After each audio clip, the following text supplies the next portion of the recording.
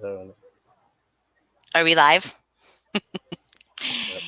It's been a long time. Yes, Hello. it has.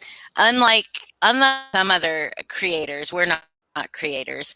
Unlike some other creators, we don't wait 30 seconds and make you sit there listening to music before we start talking. We just start fucking talking. So, hello everybody. I know that there's probably people here that I don't know. In fact, I know that there's a ton of people here that don't know me or that I don't know. But hello, Donna. Hello, hello, Megan. Hello, Carrie. Bella, Carly, Boots, Butt, Butt. Hello, Butt. Ha lame. Um, if you're trolls, you're trolls. Like, here's the thing. I will tell you that there's tonight. Like, I'm sure. Maybe. Well, no, I'm not sure. I'm not sure. They could totally not care about this over there. And I know this has very little um, relevance to a lot of people, but I'm hoping that a lot of the people here do understand what's going on. Um, we have not, we as those McKaMeY Manor people, have not spoken out publicly about this issue. We've remained pretty quiet in this community. Some people have been trying to be more vocal in the true crime community, but Mandi C. Vasquez, Amanda Bowden, has continued to lie and smear and just just lie. I mean, just lie. And I guess in the grand scheme of things, it doesn't matter, right? But I hear her on her panel co- Don't worry. talking to the true crime community when they disagree with her that she thinks that the both sides should be able to be heard, right? You want to be transparent. Both sides should be able to be heard. Yet when I've made comments to Mandi telling her, "Hey, why don't you let some of those McKaMeY Manor people come up on panel and like address this issue?" She deletes my comments. She blocks me and deletes my comments. I've made them in live. I haven't made them in lives. I don't go into her lives and speak.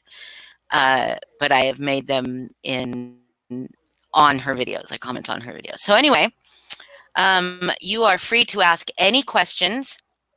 I will answer them as truthfully as possible with my knowledge. I know that I am not everybody in this McKaMeY Manor community, and I don't have the hi Jessica. I don't have the all the knowledge, but I do know that I can refute with proof. I'm not going to show the proof tonight, but we have put out a lot of proof in videos previously, and we've given a lot of proof to people to put out in videos. So, so I'm going to start at the beginning, which isn't as long ago as you might like to think, or as Mandi would like you to think. Let's say that. Um, Mandi put out a community post 2 days ago, Friday, that Yes. she says it's a must read, and she pinned it to the top. This will be my dramatic reading of that community post, but I will pause to interject truth into her lies. People always ask me who Lindsay Hensley, Angela Ferris, Mr. Foz, and the McKaMeY Manor community are. This is a brief summary of that and their agenda. Our agenda. Yes, there is 100% proof. Um, okay. I'm going to start with the first sentence. Lindsay Hensley, and I'm going to redact some information in this post because I just don't want to say it. I don't want to give it any credence. There's names that I'm just whatever. But you can go read it on Mandi's community page. Lindsay Hensley and the rest of her community have been relentlessly harassing the hell out of me for almost 4 years. She is a part of the McKaMeY Manor haunt community, which I used to be a part of. I left after Lindsay was angry at me for sticking up for a guy named Nick, who Lindsay and Justin Wolfstar, He runs the Mandi C Exposed channel. Hey, Justin, thanks for letting us use your channel. Doxed. That is when they both started doxing me, posting my name, address, and picture on an escort site called Kitty Ads, along with my child. Some random dude showed up at my place thinking I was a prostitute. Not only did he put my life in danger, she put my life in danger, she put a minor's life in danger. How anyone finds success acceptable is beyond me. Lindsay and the other ones a part of her community, Justin Wolfstar, Mr. Foz, Angela Ferris, me, so on, called in false wellness checks on me as a form of harassment. These people had me swatted. Where am I? Sorry. All of this took place prior to me doing live streams on my channel. People tell me to log off, but don't understand how they've harassed me off YouTube. Angela and Lindsay created a fake Facebook profile of me having a conversation with themselves to make it look as if it was me.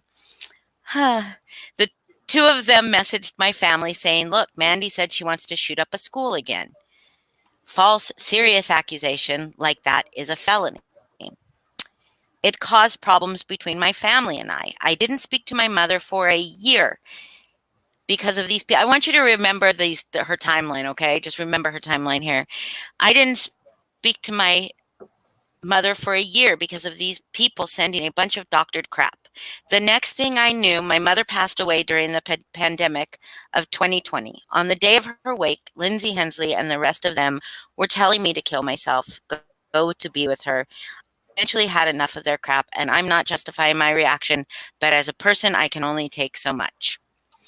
I'm sure I could have handled the situation a lot better, but I had enough and started doing to them what they were doing to me, giving them a dose of their own medicine. I called a fake wellness check, made one bad business review, live streamed with one of their avatars, and made a couple bad reviews under Angela's pet sitting business. Told Lindsay Henley I'd call the courthouse and interfere with her custody battle, said out of anger, but never called anyone.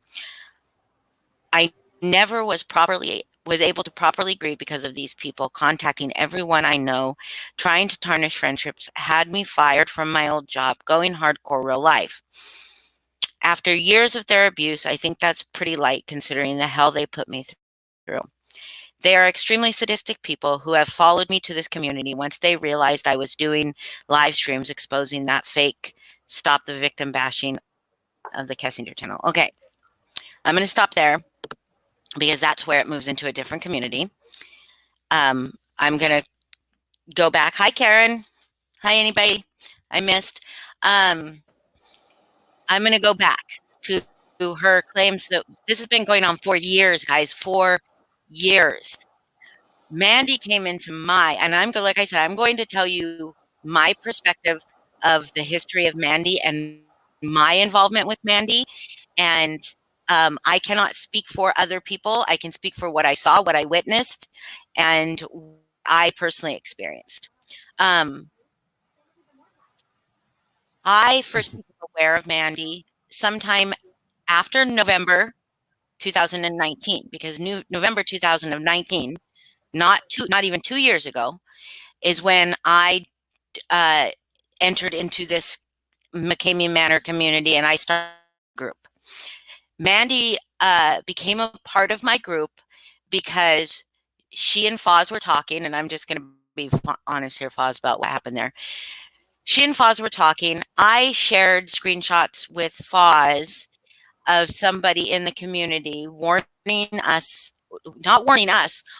somebody else individually about Mandi and about having Mandi prior experience with Mandi. That those screenshots were not meant to go anywhere.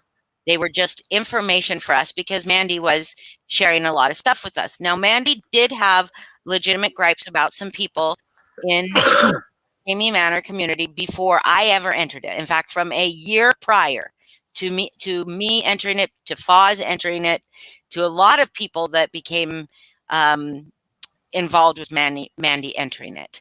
So January 5th of 2020, January 5th of 2020, Mandi entered my group.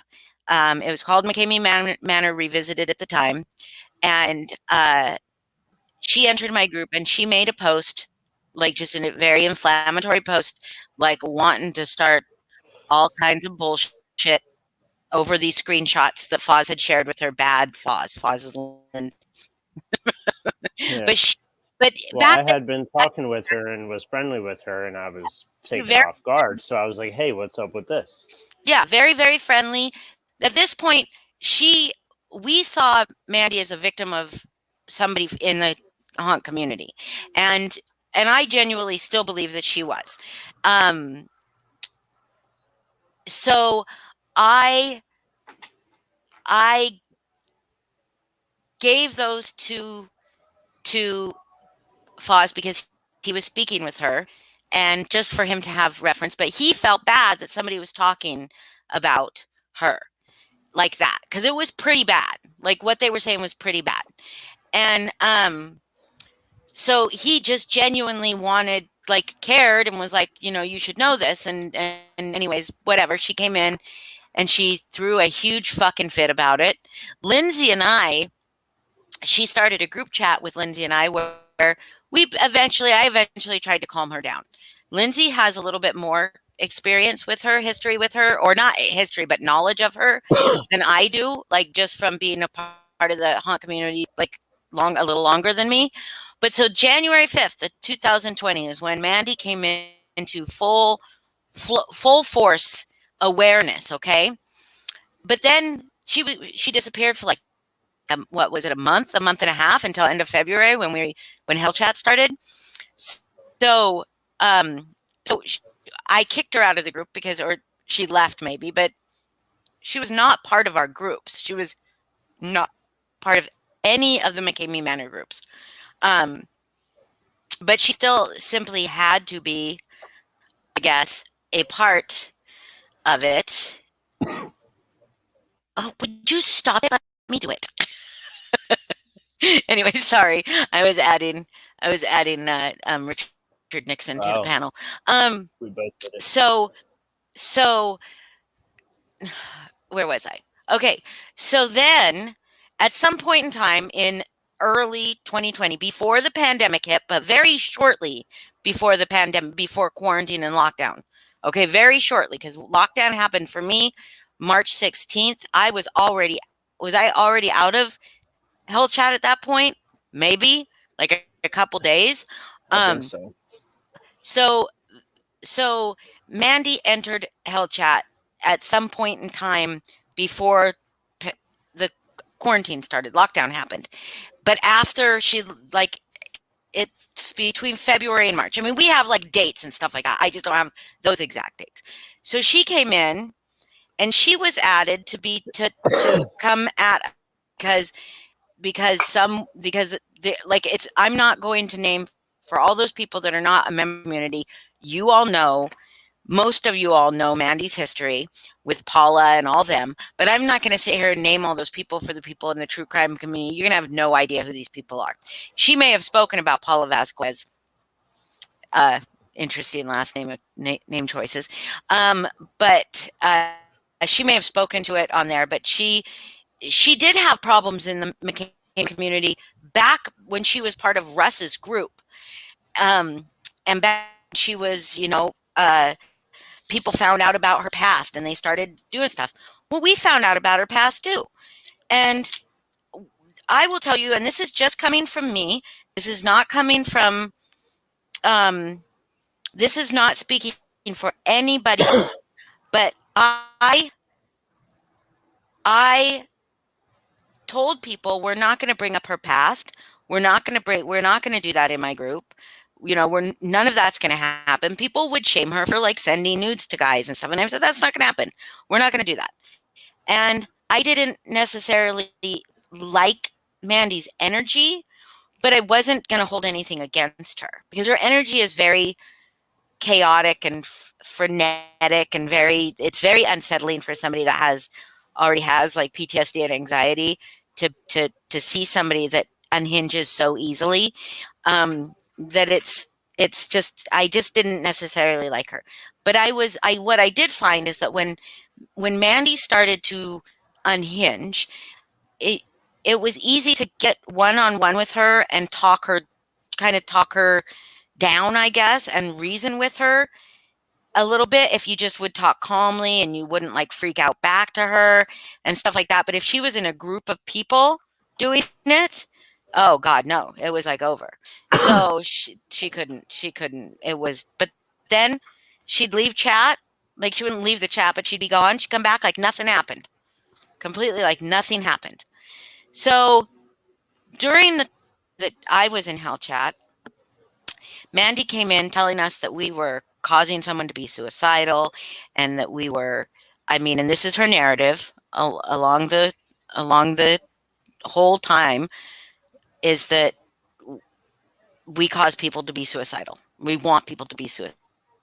I don't want anybody to be suicidal. I live with the after effects of suicide and have for the last 2 decades, and I don't want that for anybody. I don't wish that upon anybody. I do wish Mandi would get help. I don't wish ill of her. I do wish that she would get serious help, and get off the internet because she's a blight. But anyway, so she came in, and the people that had sent her into Hell Chat and were Paula, who you guys don't know, but you know Angela Ferris. She was one of the people that sent Paula into Hell Chat to come after us. And that was the thing that Mandi was very, very good at, was being a tool for people to pit against other people when they wanted people to be like just reamed. Because Mandi's very good at just flipping shit on people, just like complete, just going like ham, right? She's very good. We've seen it. And sorry, I'm going to try not to read comments while I'm talking because it's very distracting. But Foz, if there's a comment you want me to see, will you pop it up for me? Yeah. So it was not very quick. It was not very long before Mandi realized she was being used and that what was sent to Hell Chat for was bullshit. So then she kind of settled into the Hell Chat community. And there were people in there that were problematic, and there are still people in there that are problematic. It is a problematic group chat. It is called Hell Chat for a reason. Nobody can get kicked out. You can add whoever you want. Nobody can get kicked out. That's how it is. It's Hell Chat. Yeah. She But to describe that further, nobody can get kicked out because the creator of the chat deleted his Facebook a long time ago. So he's right, gone. right. So there's no admin. There's no admin to kick anybody out. And so she kind of settled in, but not, I mean, she was still kind of problematic. People were like, there was this stuff going on in the groups. She's not in any of the groups, but we would talk about the stuff going on in the groups in Hell Chat. And she would interject stuff in there. She would like go after people, you know, whatever. There was some racist comments and we stood up with her. Her pictures were shared. She added 2 people to the group chat, one of them named Daniel Pellegrino and one of them named John Vasquez, and John Vasquez, Paula's husband. And one of them, who was it, Foz, who shared the pictures? Was that Daniel? Daniel Pellegrino. Daniel Pellegrino. Remember that name? Hey, can you hear me? Hey. Yes, we can hear you. Yeah. I think you had have we yourself gotten to the muted that part? entire time. Have we gotten to the part where Mandi is a lying cunt yet? Oh, well, yes, that was the very beginning of it. Oh. But, Okay. I'm gonna keep going with my story, and then you can. Pardon me. Let me That's mute okay. again. I was just trying to catch up. I'm sorry. Yeah, we definitely got to that part, but we can. Okay, We can always, all right. yeah. I'll revisit it later. I'll mute now. Okay. So, hold on just a second. I lost. Okay, so she added these people in there. Remember the name Daniel Pellegrino, and they just started going ham on people. It was a mess. And here's the thing: is that I definitely, any of us can add you to Hell Chat, and you can go back, read back, and look, or we can certainly we can actually physically share a screen, get into Hell Chat, and search back and show you some of this shit. but we also have screenshots of it. We have videos that have been put up. There's plenty of evidence of what we're saying is true. She will say a bunch of it is faked. It's not. The thing is that Mandi claims all of this stuff with no proof. Okay? She says that she didn't talk to her mom for a year before she died. That it was our fault that she didn't talk to her mom for a year. The McKaMeY MaNoR people that she's talking about didn't come into our realm of existence until late 2020. Her mom died in March or April. What is it? Late 2019 is or when wait, Mandi got into 2019. our Sorry. existence. Sorry. But her mother passed away during the pandemic last year. But early in the pandemic, or was it like, Yes. was it July? When was it? Was it after Firecracker Tour?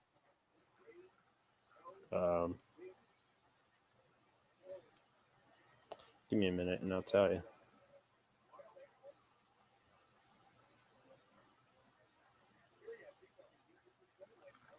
April 10th was...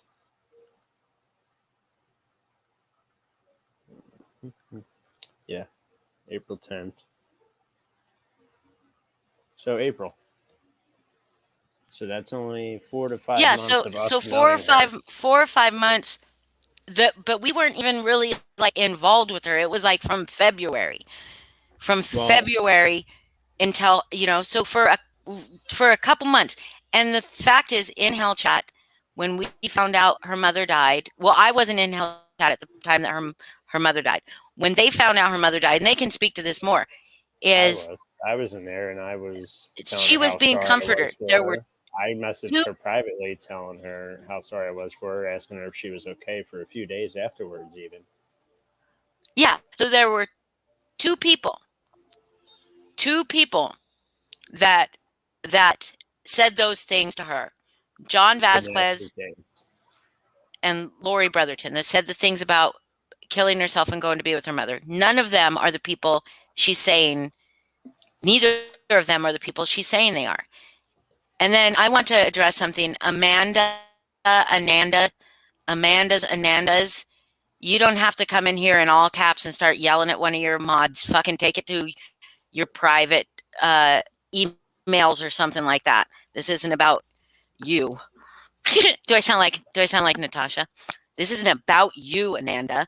But like, that's really annoying to go at one of your mods in somebody else's chat because they're here, because they're listening to something. I don't understand that with your whole community, like you and Natasha sit there. Here, give me just a sec, Foz. I'm going to mute for just a second, okay? Yeah. I'm going to mute for just a second. Go ahead and talk. Yeah, all you guys in that community, you go on blocking crazy. I'm taking your wrench because I saw you here. I saw you saying that. It's bullshit. We let you guys sit here and say whatever the hell you want for the most part until you start attacking people. But we don't go on a blocking spree like everybody else. But yeah, my history with Mandi goes back a little bit different. She found my original YouTube channel December 2019 because I was uploading videos about a certain guy that was in the community who was full of shit. And she had history with him, so she was commenting, trying to get in touch with me to give me information about him. So we started emailing, and then we started talking on Facebook. And that's how I ended up sharing those screenshots with her. And we didn't have any problems really until she tried calling me racist randomly one day over a misunderstanding, because she misunderstands everything very easily. But yeah. And then the whole, once we called her out on her bullshit in October, is when she really turned on us. Yeah.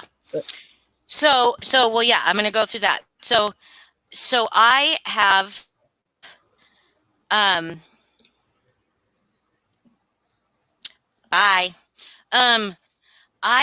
so there's no possible way the people that she's blaming for causing her rift between her and her mother were the people that she's blaming for it. It's not them. It's not Angela. It's not Lindsay. It's not me. It's not Foz. It's not any of us. And the people that that are responsible are not people we associate with. It's like blaming it's like blaming Natasha for things that Voice Behind the Wall did. You know, that's what it is paramount to. I know we're a much smaller community, but there's people in our community that we do not associate with, and there's people we do associate with. Just like most of the true crime community does not associate with Natasha. I have dozens of true crime people on my YouTube subscription list, and none of them know who Natasha is. But anyway, but Amanda, you can stay. I just don't like that stuff in chat. Just, you know, if it has to do with your channel and your mods, go in there. That's the true crime bullshit where they're like, oh, my mod was in another channel. It's like so ridiculous. Tiffany's right here. So yeah, they have a hold channel on. called the Polygraphers, and Mandi was very welcomed on their channel back then. Yes, there was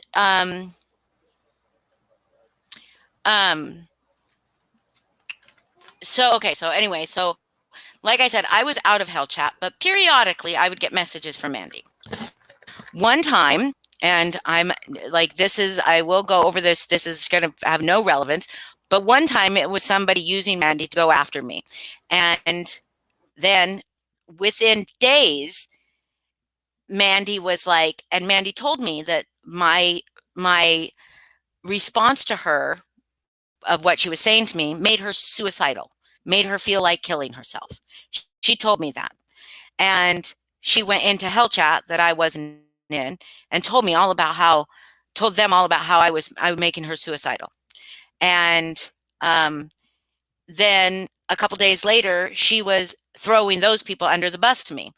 I very quickly realized how volatile Mandi was and I did not engage with her in the same way because she was so quick to turn on people. But overall, she started to get along with people in Hell Chat. People, she would flip out occasionally, right?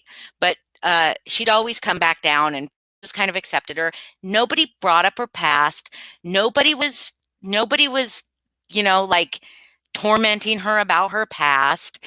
Every once in a while, like in that time, there would be a conversation on live where Mandi's name would come up, and she was always welcome to come up and defend herself. There was a person that said some racist things to her in Hell Chat that we all defended her. Not all of us, but most of us defended her.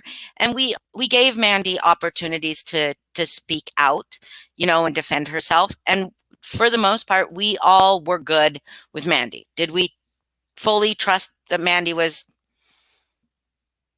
we didn't know Mandi was what Mandi is now. Believe me, we did not know that until October.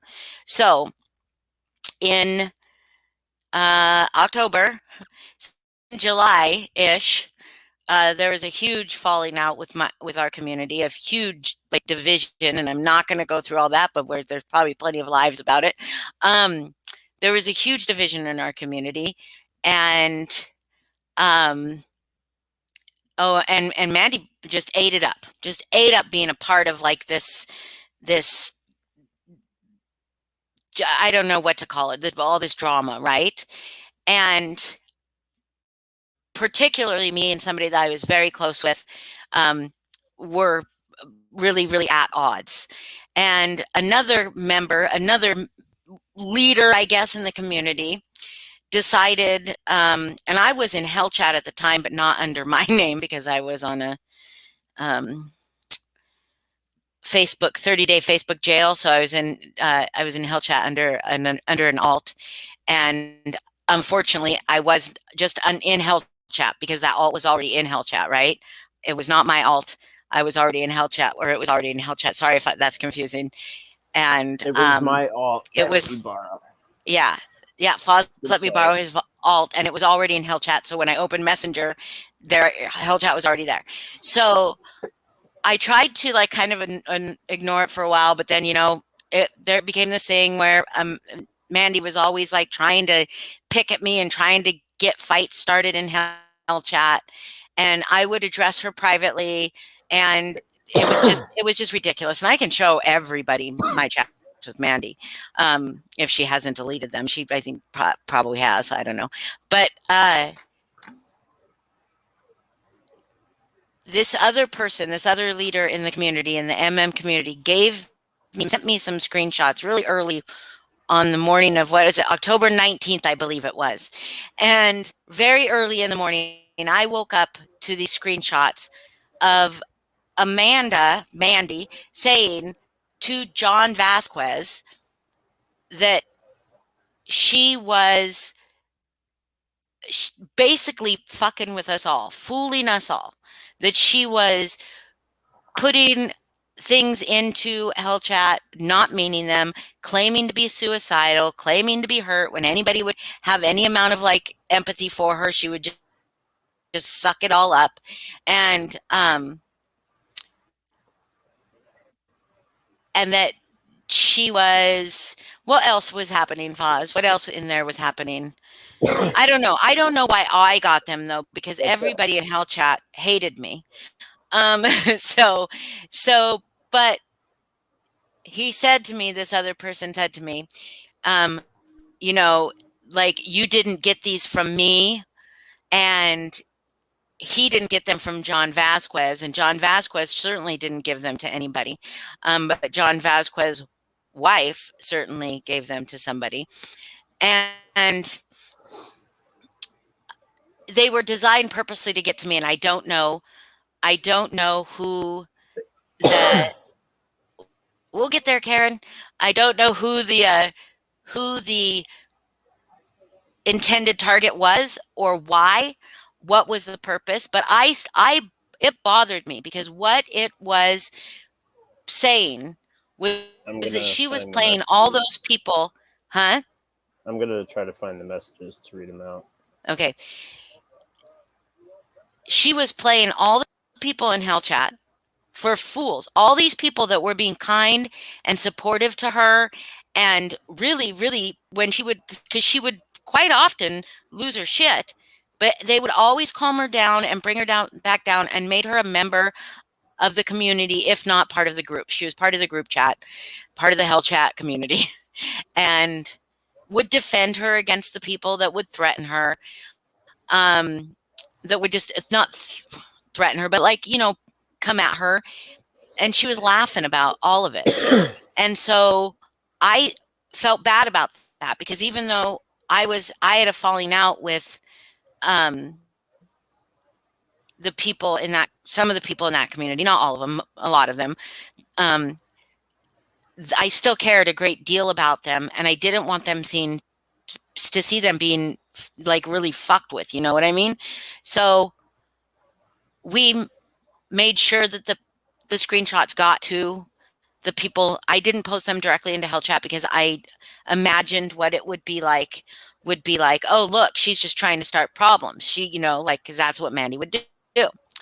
So somebody that Mandi actually was very, very cool with, but who is very unbiased, Karen, she says she'll take the blame.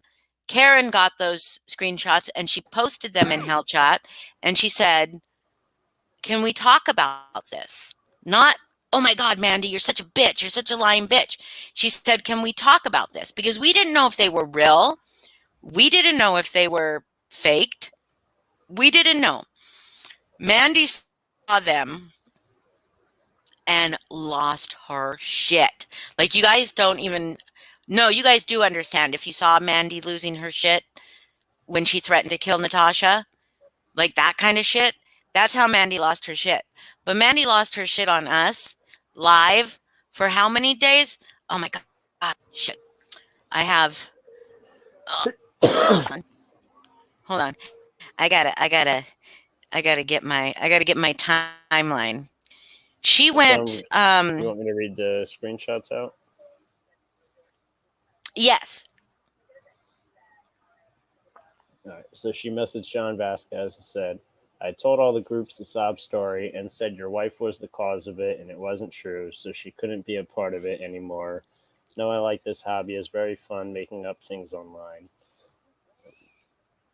Oh, hang on. I gotta start from the beginning. That was the second screenshot. First part is please tell Paula that me, Mandi C, ruined all of the notoriety that she once had because of everything that I did to her. She'll never be a name of any kind of reliability ever in the groups. Hee hee. Devil face. She uses voice to text, so it comes out weird. She said I totally fucking exaggerated shit to make sure people were not welcome Paula anymore. And then he responds, I have no idea what you're talking about. LOL. Good news is FB is just to pass time. She said, exactly my point. He says, so chances everybody needs to find some new hobbies, it sounds like to me. She says, I told all the groups a sob story and said your wife was the cause of it and it wasn't true, just so she couldn't be a part of it anymore. No, I like this hobby. It's very fun making up things online. He says, that's cool. So I have no idea what you were telling me. So everyone is mad at who? LOL. It's funny because no one knows each other and everyone is emotional off the opinions of complete strangers. She says, they were all mad at Paula, which I find absolutely hilarious, or as she likes to call herself, Luna Vasquez. I know it is really fucking funny. I get amusement out of it. Also, good at pretending I'm getting emotional when I'm really not, just to get back at someone for fun. And that's the two screenshots that were That's put what into started Hell it. Chat. Yeah, we got a lot more after that. But that's what started it. And so she blew up. She just fucking blew the fuck up. And okay, no, it was October 5th that all happened. And then she went,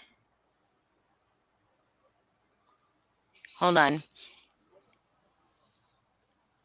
I got you, Pink. She went live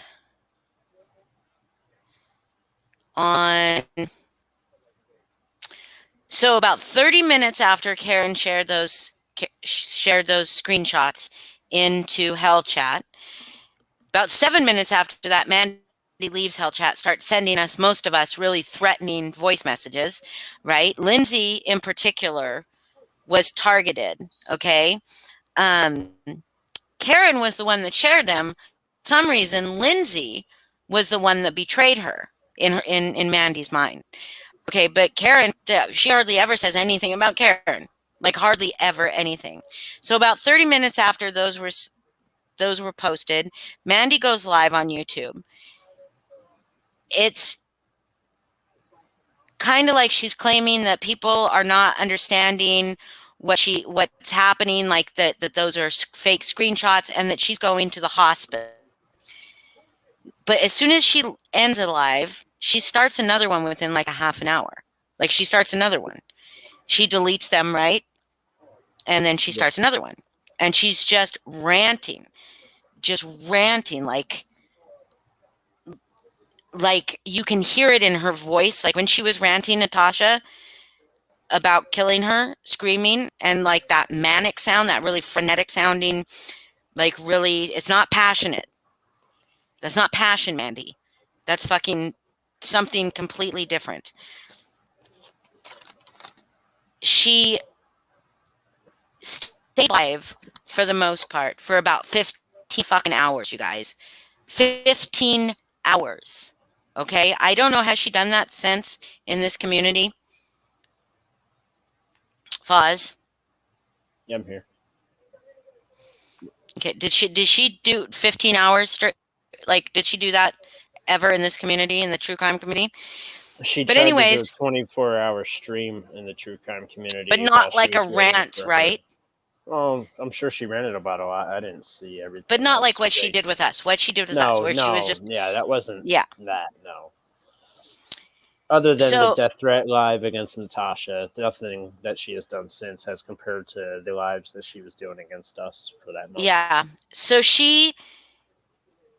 next 2 weeks, guys, for the next 2 weeks, she goes live anywhere from 3 to 9 hours a day, very late at night. She will talk about being bullied, to being threatened, and and misunderstood to being suicidal to actually threatening and bullying us. She includes naming many of us and saying she would ruin our lives and our livelihoods, saying people's jobs should know about the fact that we want people to kill themselves, often naming what people's jobs were. So, she's doing a little research. Being very clear that she knows exactly what to say so she can't get into any trouble for the things that she's saying, referring to her time in prison as school for criminals, and sometimes discussing other crimes she's committed, and then she deletes the video. At one point in time, she used my grandson, child, okay, little child, young child, his picture as her avatar on YouTube for one of her fucking disgusting lives. Two lives that equaled to about 5.5 to 6 hours between the two of them. Okay, 2 lives she did that with, okay. Yes. And would laugh about it. And she told me, she didn't tell me, she told her audience of her however many bought 4 subs, paid 4 subs, I mean, she told them, she said, she didn't know yet. She started out with she didn't know or not if she was going to come after me. And then after a few minutes, she decided that yes, she was going to come after me. And I better hope my grandson was not with me when she did. I don't know how many of you have children or grandchildren. I do know many of you have children or grandchildren. Definitely children. But I took that as a threat. I took that as a direct threat that she was telling me that she was going to come after me like she was coming after other people, and that I better hope my grandson isn't here. How am I supposed to fucking take that? So before all this happened, I want to say, okay, so this is all that's happened, but I want to say Mandi says that she did this stuff in retaliation to us doing stuff to her. October 5th, when I was shared those, sorry, it wasn't the 19th, it was the 5th. October 5th, when I was shared those screenshots, okay, everybody in Hell Chat, including myself, were getting along with Mandi. We weren't fighting. And I believe that those screenshots were sent to me deliberately to cause some kind of fucking dramatic thing, because it did. But I will go back to what she says she did in retaliation to the things we did to her, to her losing her mother during pandemic, and that we alienated her from her mother, that we made her lose her job. That woman has not worked a day that I have known her, unless she does something she never talks about, because she never talks about work. I don't ever hear her talk about work, and I never have. She's been online in Hell Chat on YouTube enough to not be able, I mean, I don't see how she holds down a job, but we lost, somehow we lost her job for her. We got her kicked out of her mom's house. Her mom did have her evicted, and there's proof of that. I don't think that has anything to do with the McKaMeY MaNoR people, but it could. But it wasn't us. Remember this, Natasha, when you sit there and say that fucking bullshit, like you totally believe Mandi, that we did all the things that she says we did to her. Those things did happen to her, but they did not happen to her from us, from the people that tried to warn you about this woman. They did not happen to her from us. So back in March, was it before? Yeah, it was before pandemic. Back when I was still in Hell Chat. Yes. Back when I was still in Hell Chat, Mandi was going crazy on someone, called CPS, or said she called CPS. And she's mentioned this in some of her lives, on one of the guys, because he gets really, really fucking drunk and starts going off on people and on live on Facebook. And his kids are around, and his wife is also around. So it's like, or girlfriend. Now I can vouch for that, and I'll own up to something. So hold on. So okay. She says that she called CPS. I'm not talking about that, because people don't know about that. So I'm talking about what she says happened to her and why she did what she did. So I told her she was a piece of shit for doing that, because his kids were with their mom, you know, and that's fucked up. But at any rate, a little while later, Angela Ferris and who I despise Angela Ferris. I think she's a snake. I think she's a fake. I don't give a fuck who is friends with her. I don't care. I can still be friends with the people that are friends with her. But she's disgusting to me. She's a vile betrayer, and she's just disgusting to me. And she's run through every single person in not only the McKaMeY MaNoR community, but the true crime community at this point. She's moved to like trying to get up Lana and Melissa's ass now, I see. But anyway, Angela was in Hell Chat, and she and I were fighting, as we do. The potato and I just don't get along, you know. But I told Mandi very jokingly, it was jokingly, and like most of the people that know me know that it was joking. I said, hey, we had no frame of reference about Mandi's abilities or her capability of being so psycho. We really did let her past be in the past. Her past with the bomb threats. We really did let that be in the past. We did not bring it up to her. Okay. But so I said, if you're going to go after someone, could you make an Angela Ferris? And I apologize to Angela for this, but it makes me laugh now because Angela's a snake.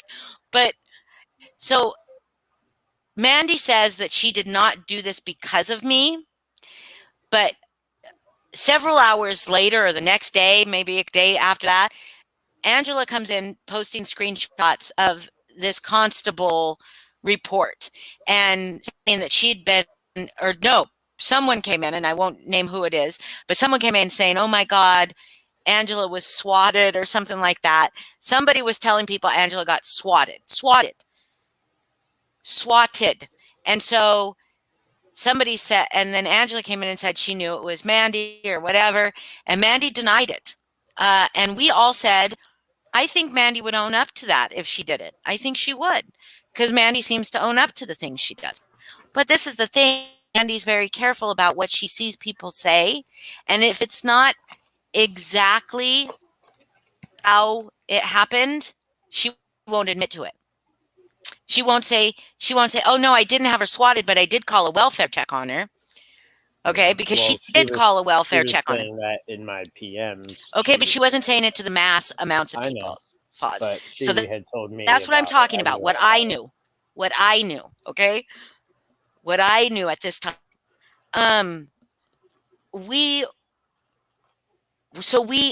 Everybody. So if Foz believed her, that's one thing. But a lot of the people in Hell Chat were saying, I don't think she did that. Right? I don't think she did that. And I said it too. But Angela, of course, blamed me, said that it was my fault that this wellness check happened. What happened was Mandi called the police in Angela's town and said that she had slit her wrists and she was somewhere fucking bleeding to death.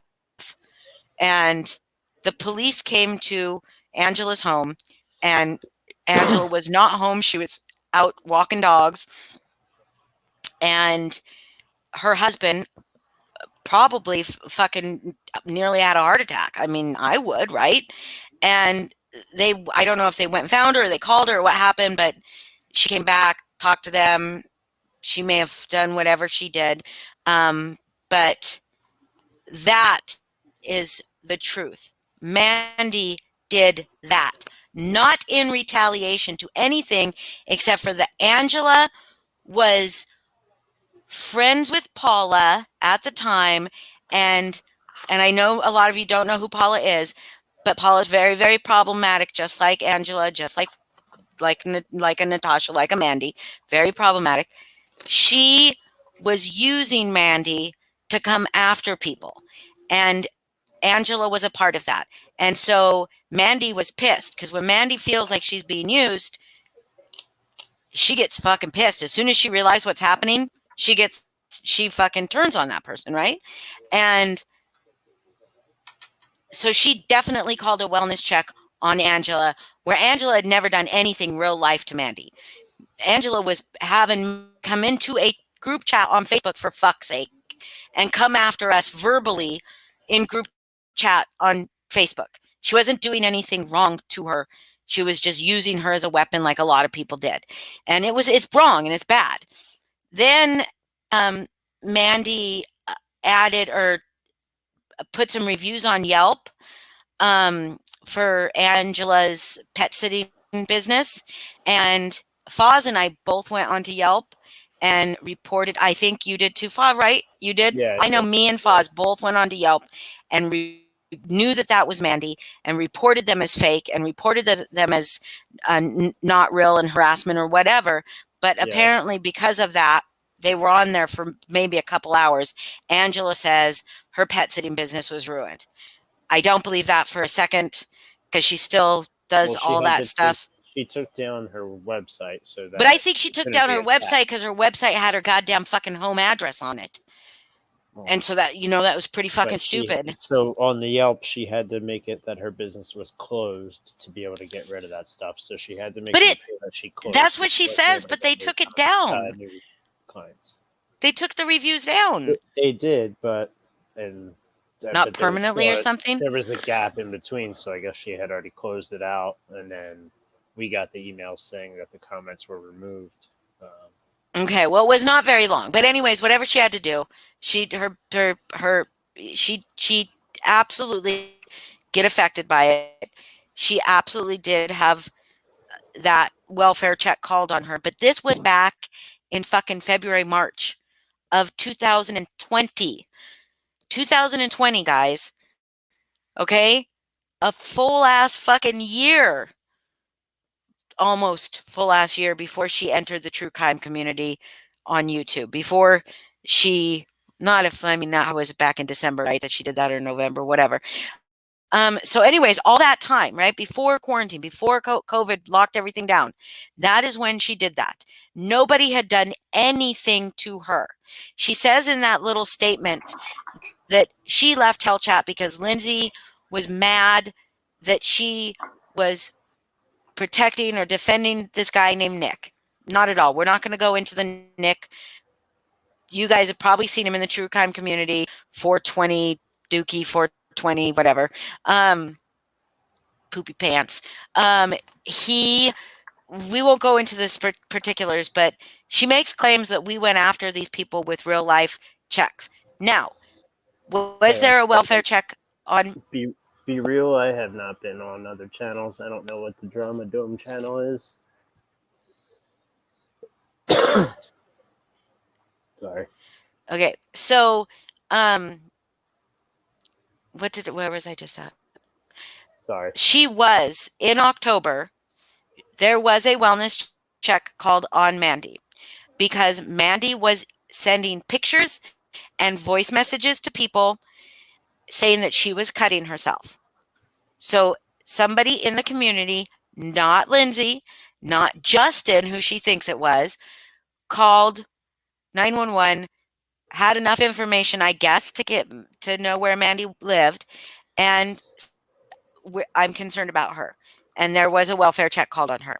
Well, then Mandi decides she's going to call a wellness check on Justin, and Justin is not really involved. Well, then he gets involved. But anyways, he's not a part of this right here, right now. But none of the stuff that she's saying happened the way she says it happened. She takes kernels of truth, things that did happen to her, and she expands on them or she twists them. And then she sometimes outright lies. We have voice clips or video clips of her on YouTube claiming that myself and Karen both called her and threatened to slit her throat. I think she said something about me in that community post. Did she say something about me wanting to swat her? The community post yesterday? Or Friday, yeah. I mean? Yeah, I saw my name a second time in there. She's been saying your name for a few days, too. Which is, like, really funny because I didn't even... Justin Wolfstar, Mr. Foz, Angel Ferris, Holly Lewis, Dulcet Hal, because I tried to stay out of it. Checks on me as a form of harassment. These people had me swatted. Oh, never mind. It was about being on live with... Okay. All of this took place prior to me doing live streams on my channel. Okay, hold on. So none of this happened prior to her, or yes, all of the stuff that she says happened to her or that she did to people did happen prior to going live stream, like the going live on YouTube, the calling the wellness check on Angela, the bad reviews, stuff like that. But the stuff that she did to us was coincided with her going live on YouTube. And when she talks on her YouTube about how Natasha or whoever like talks about her lives and how she started her channel to talk about the Chris Watts case or the fake whatever channel or whatever, right? Yeah. Not what she started her channel for. She started her channel because she was going live on polygraphers, specifically going after me for a little bit. And then when she turned her back on them, she had to go live on her own channel. And she spent 2 weeks of her the first of her brand new channel going live about us and deleting it afterwards. So this has not been why she's on It was YouTube. just the account she used to comment everywhere. She turned it into her channel. She Yeah. went from, we watched her go from what, we were her first few subscribers. That was probably her first. And then, instantly jumped up over 1,000 quick. Okay, so here I would like to address this. I'm going to try to address this as best as I can.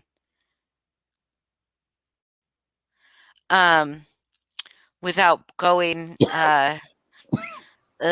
too far deep into it. So Lindsay isn't here to talk and tell her story, but I will tell you what I witnessed, okay?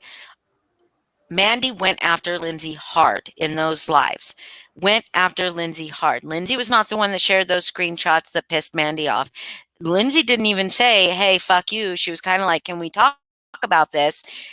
But for some reason, Mandi focused on Lindsay and was telling Lindsay, I'm going to fuck with your custody case. I'm going to fuck, and started saying shit to her that was really bad, like really bad, that any mom that is going through anything doesn't need to hear.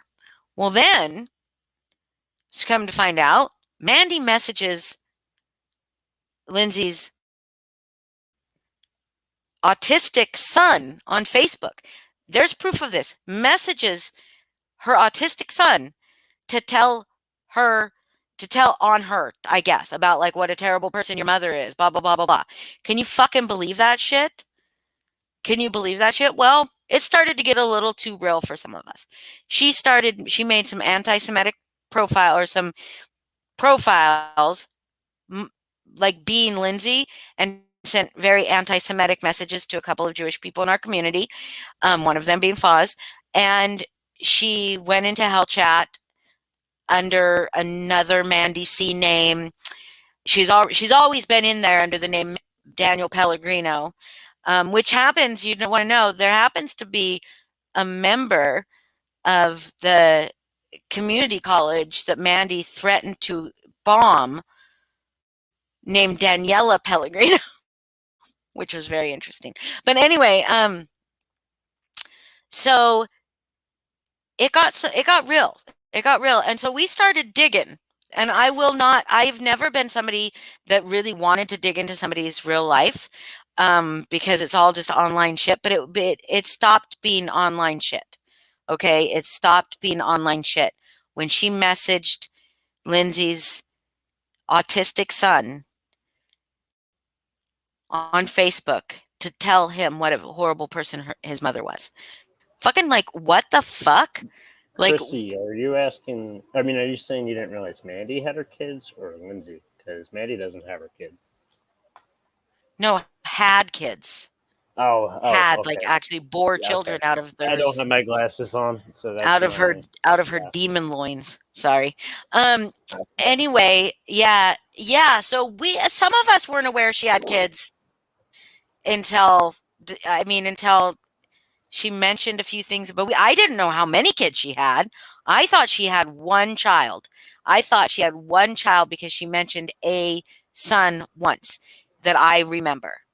And but other than that, and we've never seen pictures of her children until that July 9th channel Oh yeah. came on thing. Never saw any of them. Some people were friends with Mandi on Facebook from this community and never saw those pictures. Yeah, I was friends with her on Facebook, and she claims that she had those pictures uploaded after her mom's memorial. I only remember seeing a picture of her mom, or maybe a few pictures of her mom, but that was it. And I know one of them was her during the wake. So, Yeah. Other than that, there was pictures of Mandi visiting like a graveyard or something like that.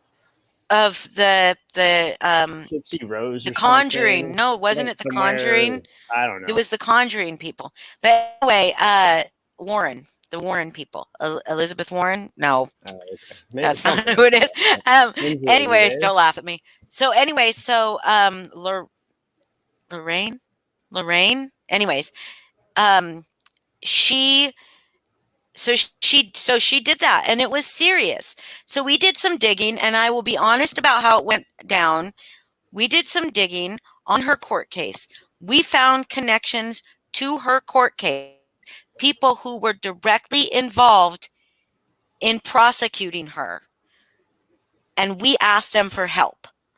And they gave us help by giving us the contact name of a person in the New York office of the FBI, gave us the contact name. We contacted this gentleman, this agent, special agent, and we talked to him. We sent him everything. He has everything.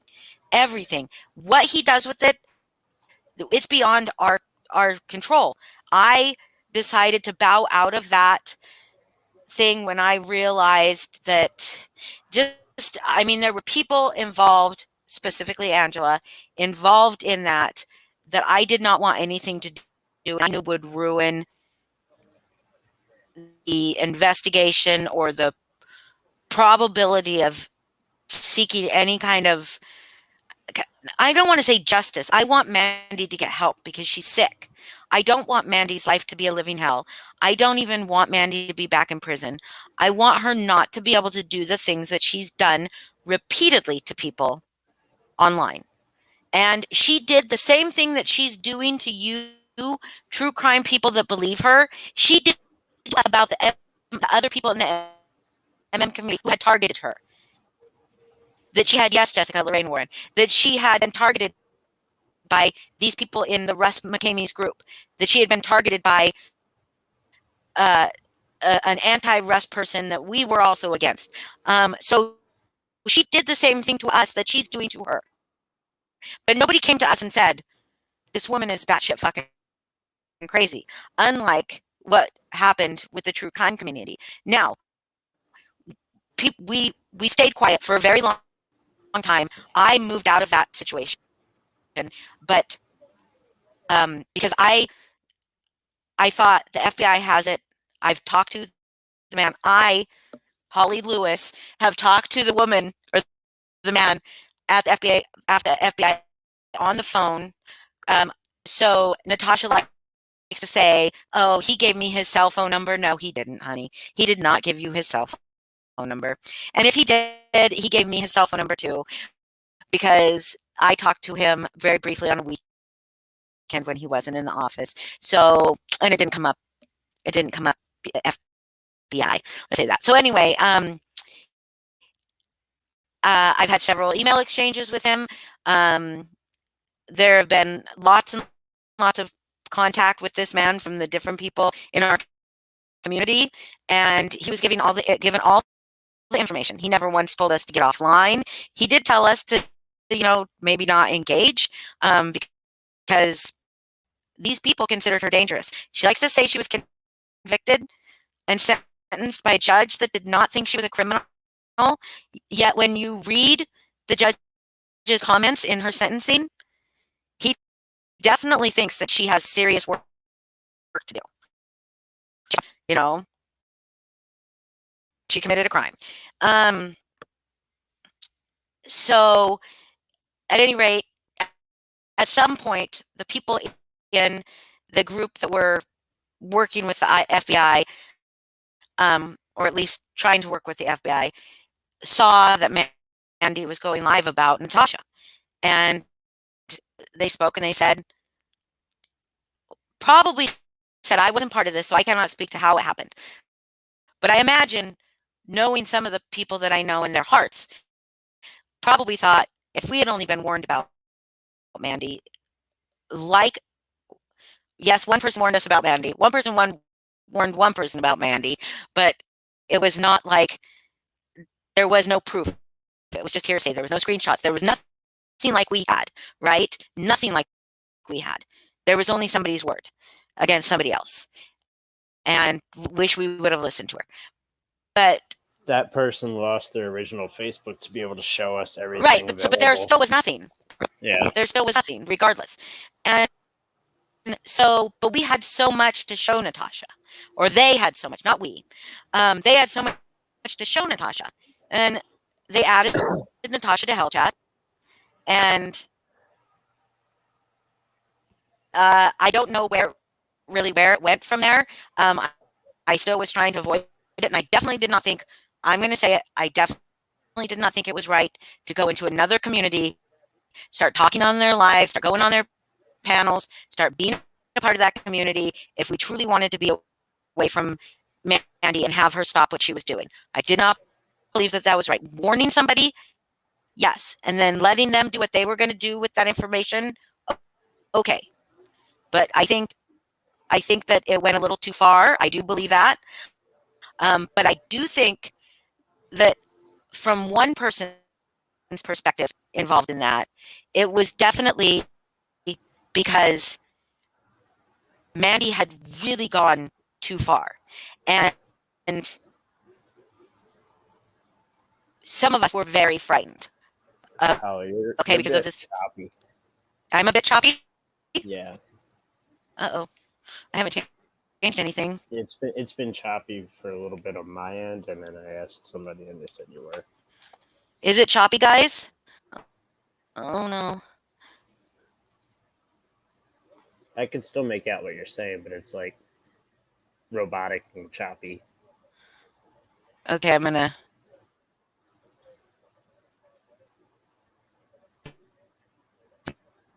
Tell me if it gets any better, okay? Can you hear me at all? Am I really loud? I might have to back out. Yeah, try to back out because to me So, it's really choppy. I don't think Natasha gives a fuck. I don't think she ever gave a fuck. Backing out and coming back in. Okay. I will back out and come back in. Hold on. So, Lindsay, I can hear you well. Okay, yeah, because I've been trying it. I don't think it's, I mean, it is storming here, but I don't think it's on my end. But it could be my connection. It's been really choppy. It's not great. Yeah. I would just like to say, I mean, I'm trying to follow along, but I've had to like back out and come back, whatever. And what I Wait a wanted second. to say, what? Sorry.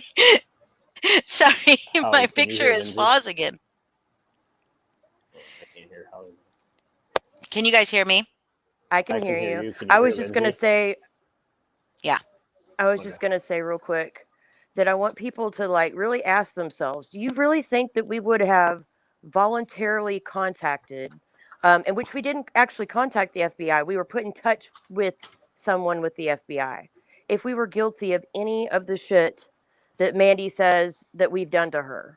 And notice, unless I'm missing something, I have never seen any proof of anything from Mandi because she doesn't have it. I have never made fun of her dead mother. I have never gone after her kids. I'm also not a 50-year-old woman, but even if I was, who gives a shit? Anyhow, in any ways, it's just all crap. And for a while, I mean, I'm kind of torn. And I'll just say this. I thought maybe there's just a bunch of idiots in the true crime community. Really? Because I thought, surely they're not buying this. And then I started watching, and I was like, and I think some of them are truly idiots. And then I started watching. It was kind of fascinating. Like, Natasha reminds me a lot in our community of Russ McKaMeY with the way that her followers act, with the way she acts. If she changes her opinion about something, they go right along with it, whether they have proof or not. It's kind of crazy. It's kind of cult like. And then I realized I don't think a lot of the people care about proof or care what the facts are. They are feeding their need for drama, because anybody with any kind of critical thinking skills is going, wait a minute, Natasha's the one that proved Mandi was behind that July Nights channel. Ming, by the way, Mandi, as July Nights, was exploiting her own children, saying horrible things, but you don't see anybody talking about yes. that. You don't No, see right. anybody She saying, admitted wait a minute. it. Right. She admitted it. She fucking, Right. who did she admit it to? That Sean's princess? I think And now so. all of a sudden that Sean's princess is fucking back in chats nice to everybody? Like, And what the fuck? I've got news for y'all. You don't have to believe me. I'm beyond trying to quote unquote save anybody in this community. Fuck them. But Mandi has not changed, and she has not changed her mind. I promise you, she still does not like Natasha. Natasha represents everything that Mandi hates. Okay? Natasha is a bigger woman. She lives in a trailer and she's white. I'm just telling you the facts. I'm telling you. Mm-hmm. Yeah. Mandi does not like Kim and Crafton. All of this, she's not going to change what she's been doing. She's just being sneakier about it now. And sitting back and watching it, I am kind of amused by it somewhat, because at this point, I think these people, we tried to tell them and they didn't just disregard us. They absolutely have been running us through the mud, which we don't deserve. Like when we first saw Mandi going after Natasha, we paused and thought, you know what? She's got a new target. Maybe we should just be quiet, but we didn't feel right about it. Knowing what we knew about how dangerous Mandi was, we're like, you know what? The right thing to do is to warn these people. And for our troubles, we have been re-victimized, mocked. We got made fun of about the FBI. And then now it's been spun into Mandi's got the FBI involved or whatever. And I'm thinking, yeah, well, the FBI hasn't come to my house. Did they come to your house, Holly? Nope, not come to my house. They visited you? They might not be able to find me though, because you know. But by the way, the FBI let me know that they were going to Mandi's. Just so you know. But they're not. We're not working with the FBI. We've been made fun of. We've been called liars. Whatever. Oh, I just wish and here's people another would thing. really get some kind of integrity. Yeah. Here's another thing. Natasha, I hope some of Natasha's followers, some of her hardcore, but they've probably been told not to come watch this, right? I hope some of them are watching. And I hope that because seriously, and you may not like me, and I don't care. I'm not part of your community. I do go and I watch some of the lives just to see, because it is astounding to me that y'all buy her bullshit. That it does not matter what she's saying. It does not matter if she contradicts herself or she's hypocritical in a situation. They fucking eat it up like she's shitting fucking manna from heaven out of her asshole right into their mouths. Like, it is. That's the thing. Whenever you have anybody where people are like, whenever you have an all or nothing type thing, right? So like Mandi, I will say this, Mandi's smart. Mandi's the one that said Natasha was a scammer and whatever in the first place. She's right. Okay. Mm-hmm. But what I mean is, when you see like Natasha's followers, Natasha could do no wrong. And whenever you have any situation that's like that, you kind of have to step back and be cautious of it. If you're really, you know what I mean? Like you just said, Holly, no matter what, it's, you're just being a good friend, or they spin it into whatever.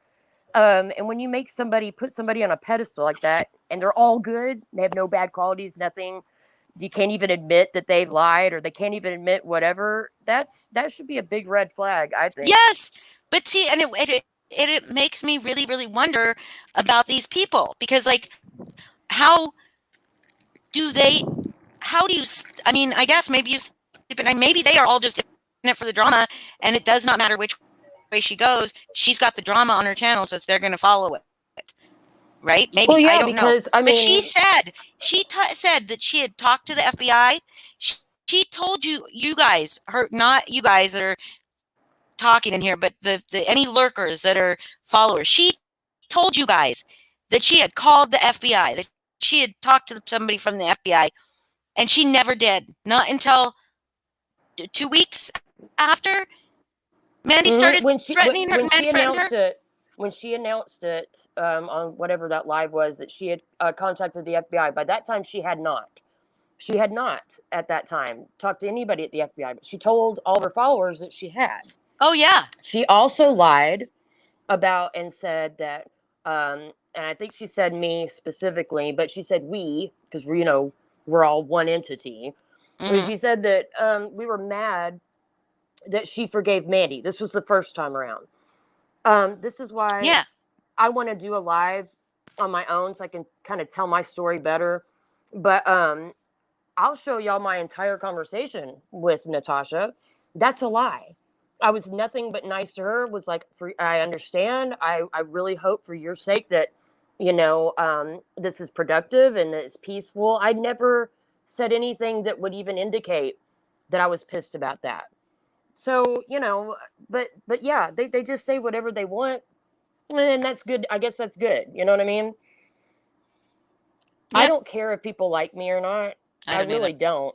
But the thing that bothers me is don't lie about me. You can like Right. me Same. all or dislike me all you want. But if you have to lie about me, I'm going to come at you. I'm not Yep. going to take it Same. when somebody is going to lie about me. That's right. I feel you. And here's the thing: is that I know that the majority of the people watching this might have a frame of reference of who Lindsay is, might have a frame of reference of who Foz is. Most of you don't know me unless you caught the 5 minutes I was on a live of Natasha's where because I wanted to speak to the fact that Mandi, it was all about that pedo site thing, the child porn thing, and where Mandi was like, what even is a pedo site? What? She's such a fucking moron. You know what a fucking pedo site is. Don't act like a fucking idiot in 2000. You're 28 years old, bitch. You're 28 years old. She talks when she says, they're old enough to be my mom, but you're still 28. You're a grown ass fucking woman. Stop acting Yeah. like you're still a kid. my age, again, not that there's anything wrong with it, but no, I might be old enough to maybe be Mandi's aunt or perhaps her better looking sister, but No, you're I'm definitely not old enough old to enough be her to be mom. her mom. I'm just kidding. I am old enough to be her mother. In fact, my daughter is just a couple months younger than Mandy, and my daughter is like 300,000 times more mature and more together as a human being than that woman is. And my daughter would never say, you're old enough. Well, my daughter would not spend 15 hours a day on YouTube. First of all, she wouldn't. So I guess I can't compare them. My daughter also didn't threaten to bomb a college when she was 19. And also, That's the other by thing. the way, yeah, by the way, we also overlooked, or not overlooked, but we're like, we shouldn't punish Mandi for her past. It wasn't, the way Mandi has presented us is completely wrong. We were very supportive of Mandi, Hmm. and we didn't hold her past against her. But the Nope. problem became when we realized that Mandi never stopped, that Mandi was doing things behind our backs, that she was not who she presented herself to be. And as much as Mandi likes to say now, I've served my time and I've whatever, she's leaving out all the things she's done since then that she's still doing. And I don't think y'all understand just how many lives that she made about us for hours and hours, and she Hours. deleted 2 them, weeks. just 2 like she weeks. does now with stuff. We For have all 2 that. weeks. 2 weeks, Lindsay. 2 Yeah. weeks. Oh, I remember. Yeah, for You like know, any up to 9 hours a day. 2 weeks for 2 weeks. The first one was 15 hours straight with like little breaks. But so I also want to point out, if you haven't looked at some of the stuff on the Mandi C Exposed page, their channel, there are some good there's a timeline on there that shows you that Mandi basically started her bullshit on the internet again immediately as soon as she was taken off of her internet lockdown, where they took her internet away or had her internet supervised for 3 years. She likes to say she was a kid when that happened, but she turned 20 like 2 days after she was arrested or something like that. 20 is not a kid. Yes, it's a kid to me. It's still not a kid to me. You still are No, very, it's just very it's just responsible another for your it's what actions. she does. You can't Yeah, go after and then Mandy she because likes to she's a victim of domestic violence. You can't go after Mandy because she has mental health issues. You can't go after Mandy because she did that when she was a quote unquote kid. It's never Mandy's fault, and if it is, then she has an excuse for it. That's pretty much Yep, what it boils down she has to. an excuse for it. She says that it would the only reason that she is coming at us the way that she does is because we have proof that which against her, and because we stood up and said something, you know. Um, she never left my name out of it completely. She did definitely say things about me, but I did kind of back off away from it. But then, I saw that she was coming after Lindsay again, and it bothers me that Lindsay was her target when I'm the reason that those screenshots ended up in the Hell Chat, and Karen's the one that posted them in Hell Chat. Lindsay had nothing to do with it. Like, Lindsay had nothing to do with those screenshots going into Hell Chat at that time, at that moment. Like, that was my doing that they got to somebody else. It was all fucking somebody else's fault, though. We know that. But we're not going to But bring that you're person right. up. That's weird because she targeted me so hard, and right Hard. after all that happened, I think at that time the only person who when she left under her own profile, she was still in Hell Chat, but when she left under her own profile after that screenshot was dropped, I was talking privately with Mandy. I was like, "Listen, I know Paula has been a problematic person. I'll hear you out." And she wasn't having it. She was so angry and so just, I mean, you couldn't reason with her. And after she threatened me and said hateful stuff, I was like, I'm not going to listen to this. I'm just not, I'm not going to do it. And I did not engage with her for a very long time because I knew that's what she wanted. She was trying to get me to engage with her. She wanted, the attention. She's like a little kid. She's going to get that attention, whether it's negative or positive, however she can. So I wasn't going to give it to her. But I want to Hey, say real Lindsay, quick. there's some comments that I want to address really quick.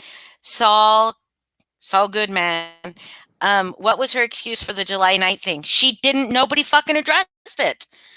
Like, they just act like it didn't happen, right? The July night channel. Yeah, it was just like it was a big deal in the community, and then poof, and Like, Liz it was a Natasha. horrific thing that happened, and then as soon as Natasha had that live with Sean's Princess where she played the thing where she fucking admitted that it was her, Natasha was like, oh, wow. And by the way, Wow. And then nothing. Nothing. by the way, on that, it also proved that Mandy has a voice changer. And I don't know if you follow along with some of these other channels, but Mommy Ramblings, who's another target of Mandy's, Mm-hmm. has been getting these obsessive phone calls, and that's Mandy's. I'm telling y'all, that's her MO. Yep. And if people would just listen to us, we could tell you the reason we know it's her is because she's done this before. It's real easy to go, well, that it's Mandy. Hey, We read knew it that. was. I will, but we knew it was Yeah. Mandy with July Nights before Natasha proved it. We called that. Mm-hmm. Um, Because of the fact that nobody had those pictures of her fucking kids. Man, that is one thing I will tell you, that Mandy is very, very private about her children until it suits her to utilize her children. and I think that's really sad, just to be honest.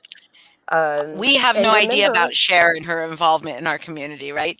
I, Juicy I Anna covered found watermelon. I found one thing ever with Cher on one of Russ's posts she commented on. That's the only thing I ever found. So I have never seen her in our community. I don't know how she claims she's from our community. She's probably just going off of Russ's original YouTube channel, which shows all the San Diego shit. Oh, okay. I did want to say it was a while back, but one of the comments was from, I think her name was Amy Barrett something, but she was talking about how she thinks Mandy is kind of working from the inside. I think that in the sense that Mandy is like a Trojan horse. She still does not like the same people, voices. Again, Crafton and Kim, Natasha. She's just being nice to everybody, playing along. Everybody is propping her up, but she's still pulling the same shit on all of these people. I can guarantee it. And she Yeah. was getting Oh, yeah. off on the fact that these people have now, and this is the big issue I have. I think I dislike maybe Natasha's followers more than I do Natasha, because Natasha's nothing without her followers. And the way they have built this platform for Mandi, have given her a victim status, have excused her behavior, and just absolutely fed into this. I hope now. One thing I hope this doesn't happen, but I know better. When Mandi, when something bad happens again with Mandi, because it really is a matter of when. I hope these people will be willing to accept responsibility for the part they have played in this. I don't think they will, but that really, they're not being Mandi's friend. You might think you are. Mandi has no friends. Number one, Mm-hmm. She she just doesn't. doesn't. Um, but yeah, so don't, you're not doing her any favors. You're really not. And I just hope somebody doesn't get seriously hurt. I really do. This Mandi is not your run of the mill troll. You can think she is. You can say, well, she's not. We're trying to tell you, and we're trying to tell you the people we have talked to um, feel the same way. Mandi is dangerous. Yes. But this is the thing. And Mandi will tell you, I got to tell you guys one thing. Mandi will tell you that she's never been to prison, that she was in jail while she awaited her trial.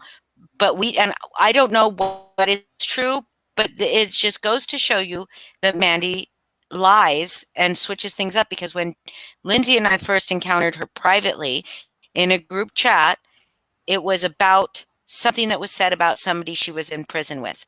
And she never once said to us, I was never in prison, I was in jail. She said, that's ridiculous. I barely even had a cellmate in prison because I was mostly segregation because I couldn't be in Gen Pop, blah, blah, blah, blah, blah. And she spoke about it like it was prison. Prison and jail are completely two different things. And they don't house people the same way. And she wouldn't be in segregation in jail.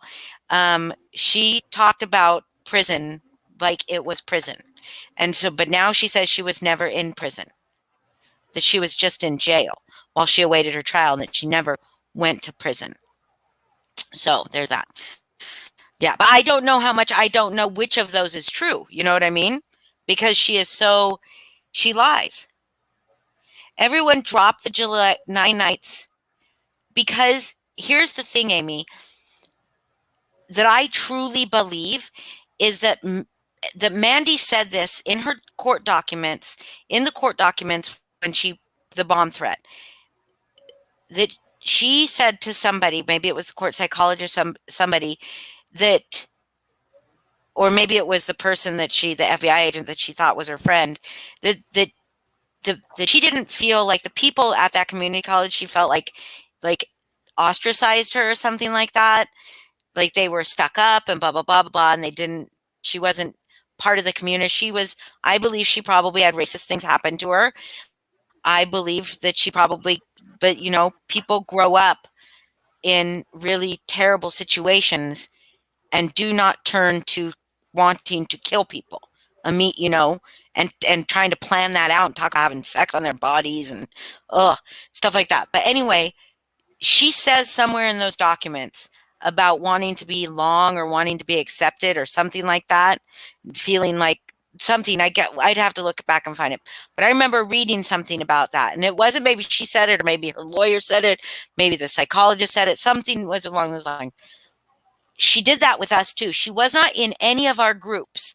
She did not have any frame of reference when we met, when we really got involved with Mandi. She did not have any frame of reference for any of the battles that she was fighting, other than what was being said in these private chats, right? She wasn't actually part of the groups that these things were happening in, but she was so desperate for this need to be relevant and important in that group, because she was relevant and important for like a minute. She needed to stay relevant and important. That's what I think she's doing on YouTube. When we started going live and we started having like live discussions and stuff, she turned her user channel into or user name, into a channel. And then she started going live after she went live on the polygraphers for a little bit. But she started going live and she bought her subs. There's no possible fucking way she did not buy her subs, because she was gaining like, what was it? 180, Oh yeah, 100 a we day. watched when she got hers. Yeah. Real quick, Saul said, "Why wasn't she charged with that threat?" That was all part of. I mean, it's all in her documents. That's the thing. When Mandi got in trouble for the bomb threats of the school, she was already had warrants out for her. She was already in trouble for other things. If people would actually read those documents, they'd see that there's more to it even than just that threat.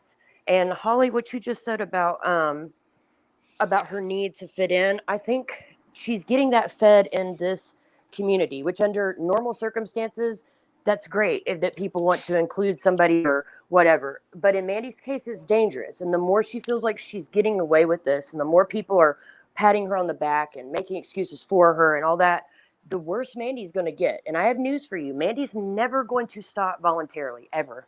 Nope. Ever. She will not. Because the second they stopped monitoring her internet was the second she found our community and started That's right. up in it. That's right. I mean, the timeline fits exactly. Exactly. It has not even been, she will start any day now. She's going to start saying that was over 10 years ago, but it hasn't been 10 years. I mean, but when she started talking to us about it, that was over 10 years ago. It was 2013. It was 2013. That was 8 years ago. So it's almost 10 years, but it wasn't 8 years ago, a year and a half ago when we met her.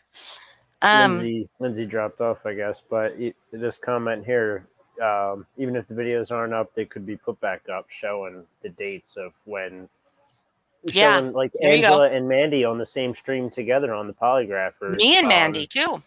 No, was that on polygraphers or was that on hers? I think I went on once hers. with her. You went on hers, and you went on Pink's channel with her and JM. too.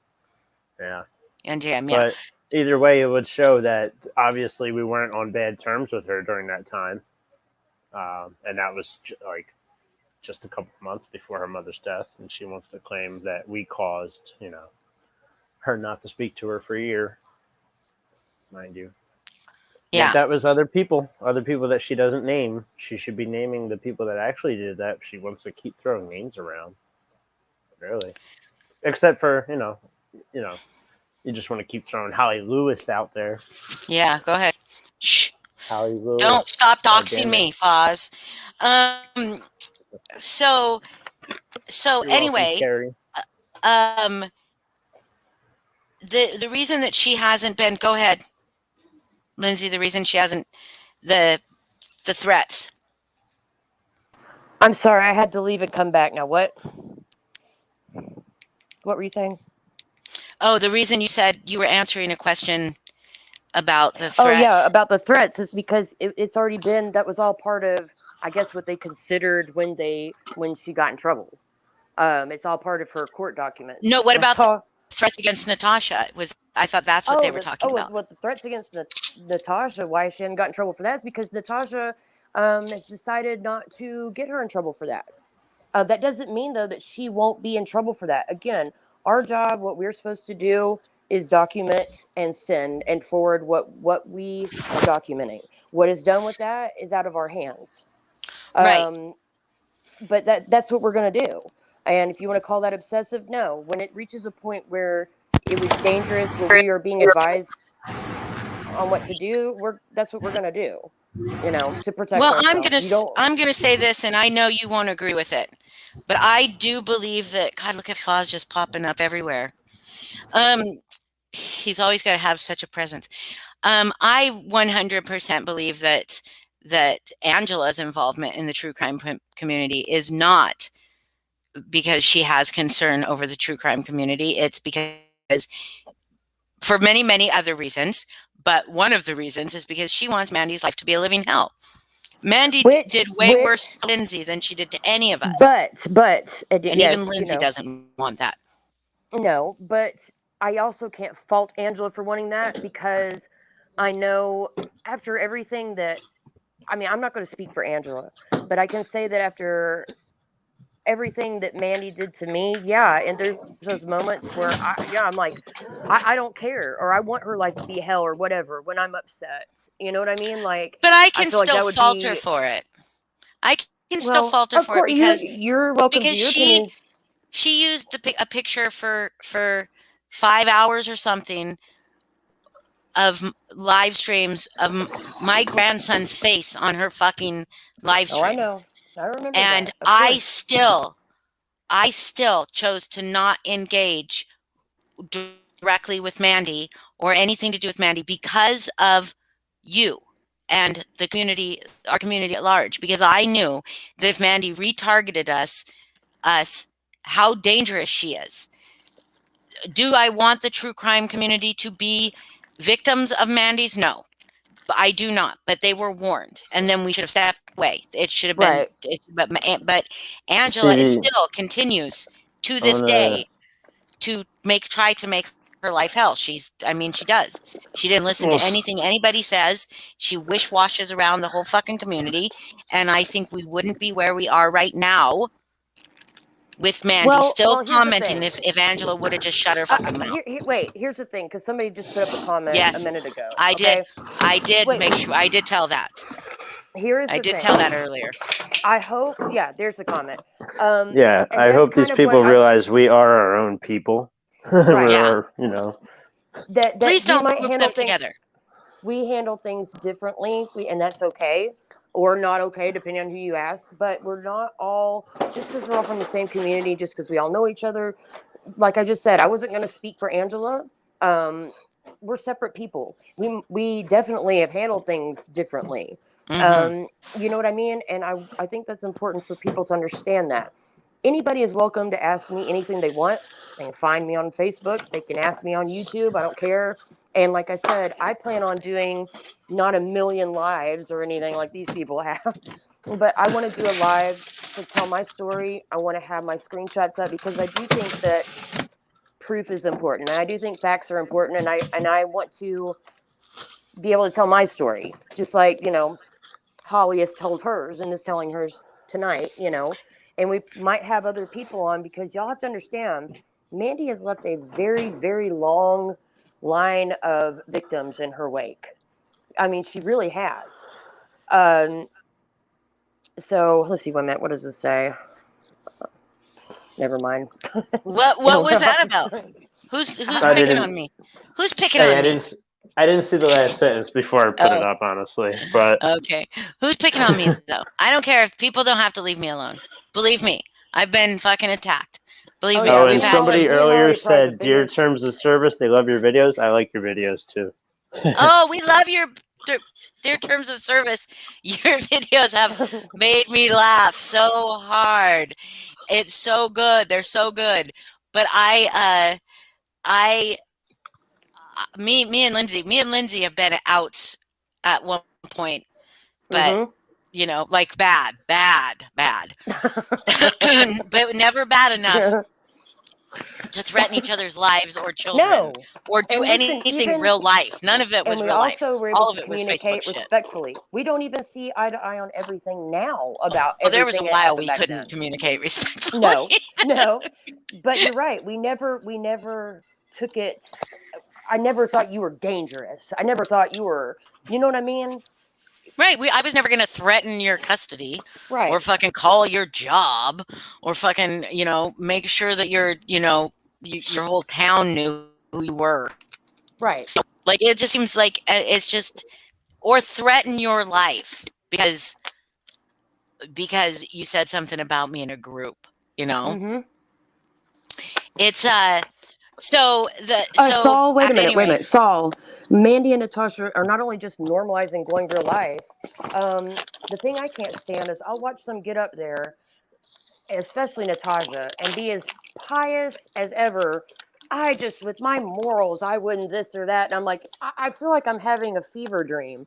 I'm like, is this not the same person that has talked so much shit about and made so many lies about these other people or doing the exact same thing that she is all bent out of shape with somebody else for.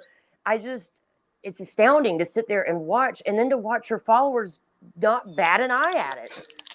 It really does remind me, and I guess because we have experience dealing with Russ McKaMeY, with McKaMeY MaNoR, that same kind of dynamic exists, I think, with Natasha and her followers. It just does. Natasha's way worse than Russ.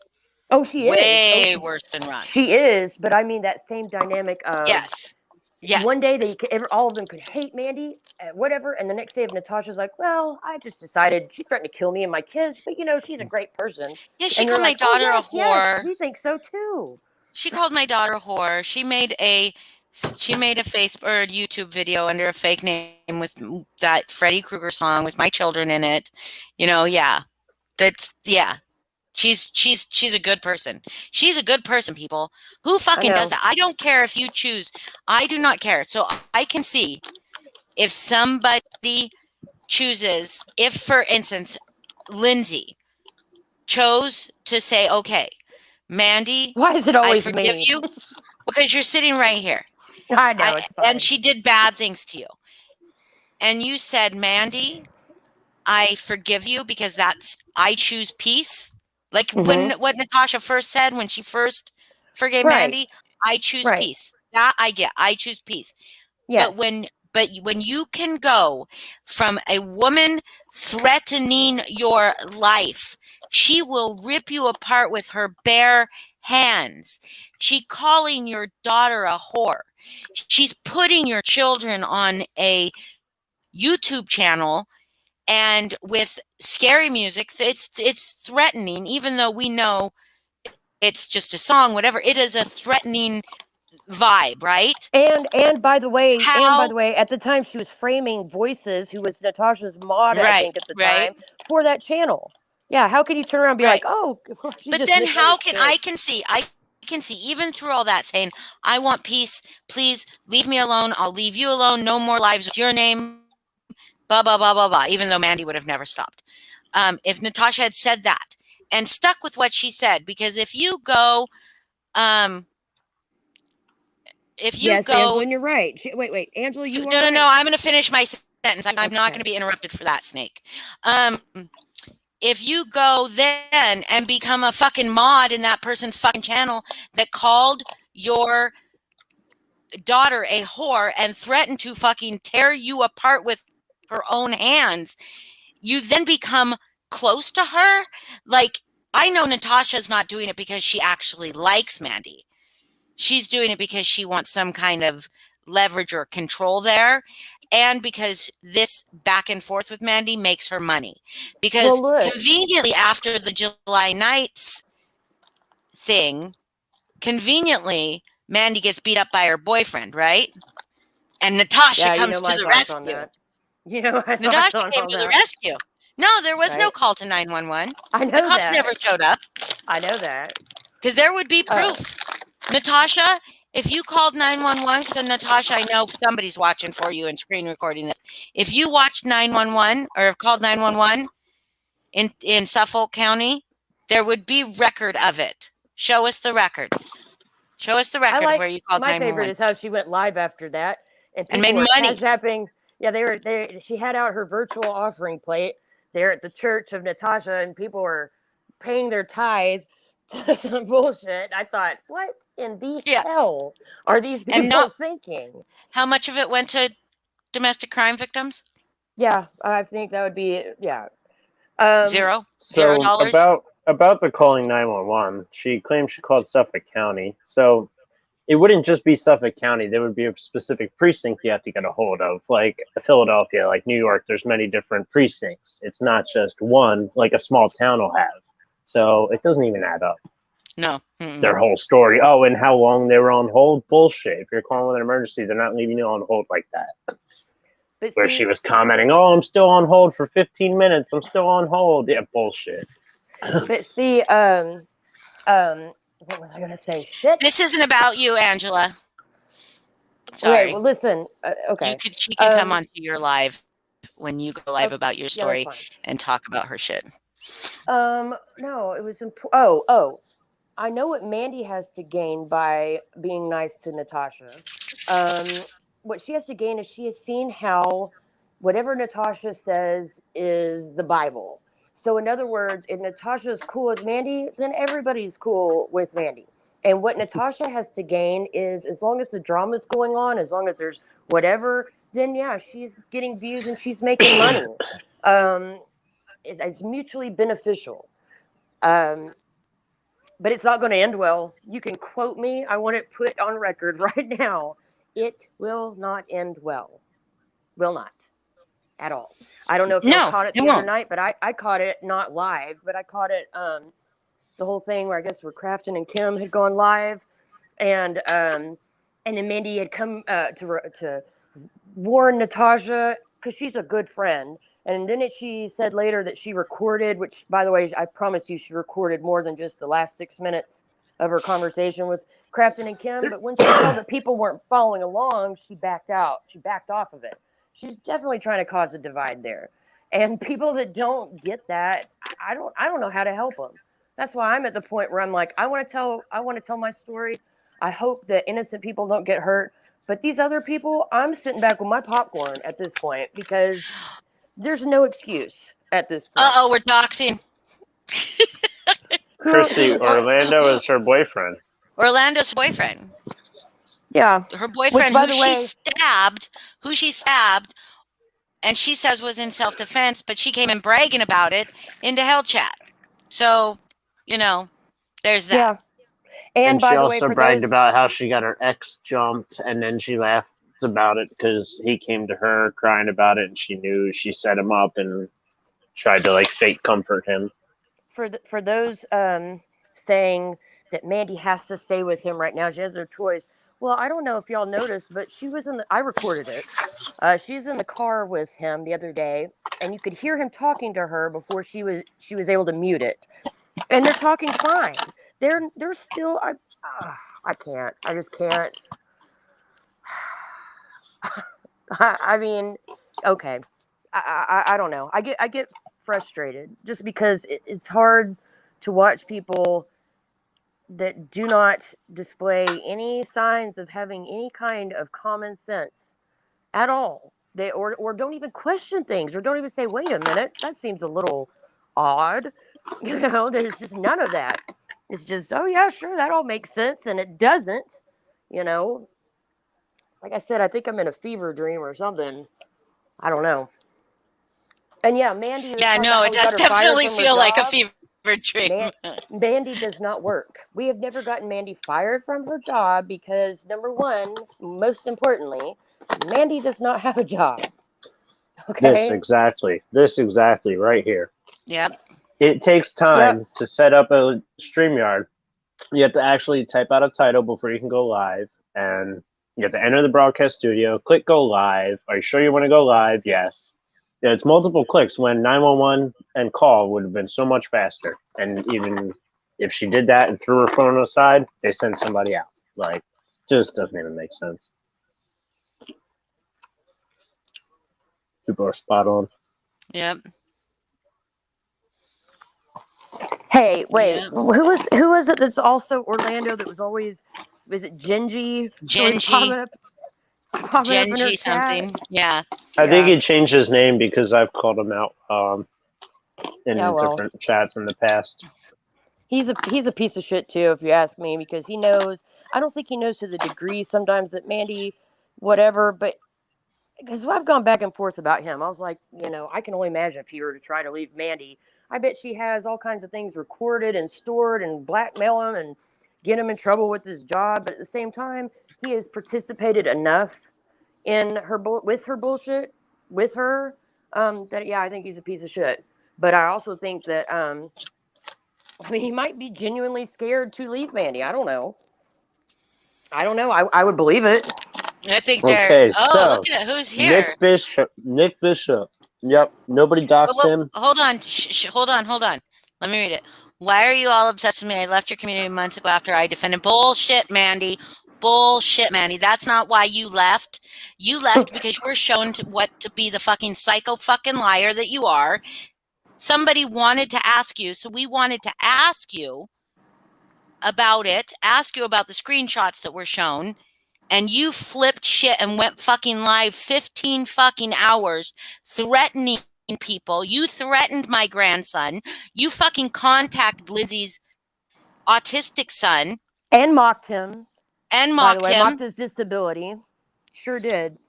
You right? sure did, you So, dumb bitch. and then when we tried to stay quiet and stay away from it, except for we, it didn't last because Angela's got a big fucking mouth.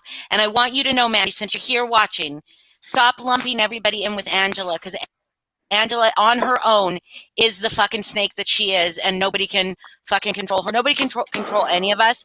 But Angela is not Lindsay. Lindsay is not Angela. Angela is not Foz, and Foz is not Angela. And Lindsay is not Foz, and Foz is not Taryn. So anyway, sorry, I had to do that. So anyway, Mandy, you continue to delete comments that we make when I like, not even in your chat, but wait until your live is over or something and to ask you. I asked you a couple times in the last couple days, let me come up. Let's talk about this. Yeah, she won't. She won't. She has you No. blocked. She'll block you and she erases your comments because she's a pussy. She's a fucking pussy. Look at the name. Oh, I see. I see. Do you see that? I wonder who that is. I saw the name. And Mandy, how many lives have we made about you, Mandy? How many lives have we made about you as opposed to how many you made about us? Yeah, I think you need an education on what obsessed means. I really do. Clearly. You mentioned my name when I haven't engaged with you at all in a long time. And you still mentioned my name. Wait, can I say something real quick? Yeah. Pause, why don't you mute yourself there? Coughing. Yeah. Thank you. Oh my God. Pause. Yeah. Mute. Pause. Mute. Hold on. Pause. Sorry. Mute. Okay. God. So, yeah. Mute. Pause. Can I mute him? Okay. When I had a group over in the whole McKaMeY MaNoR universe, whatever, and I do lives, anybody will tell you, even people that I hated or hated me, for one thing, if I talked about somebody, I gave them an invitation to come to my live. I said, do not block this person, do not erase their comments unless it's totally out of hand. Anybody could come on panel, anybody could ask me questions, because that's what I think is the fair thing to do. And by the way, if I had somebody up on panel that I absolutely could not stand or knew was lying, I was quiet. I'd let them say what they wanted to say. Then they were quiet and I said what I wanted to say. We get none of that in the true crime community. Natasha makes a big show of, calling out people, but she has them blocked. She, you can't be big and bad if you're gonna, erase anything negative said about you and block the person, and you can't do that. You can't claim that. But better believe when I have my live, Mandy can come on there, Natasha can come on there, anybody who wants can come on panel, as long as they're respectful to me, and I will show respect back in the sense that I will let them speak without interrupting. But yeah, and anybody can ask me anything, and I'll do my best to answer it. So, anyways, go ahead.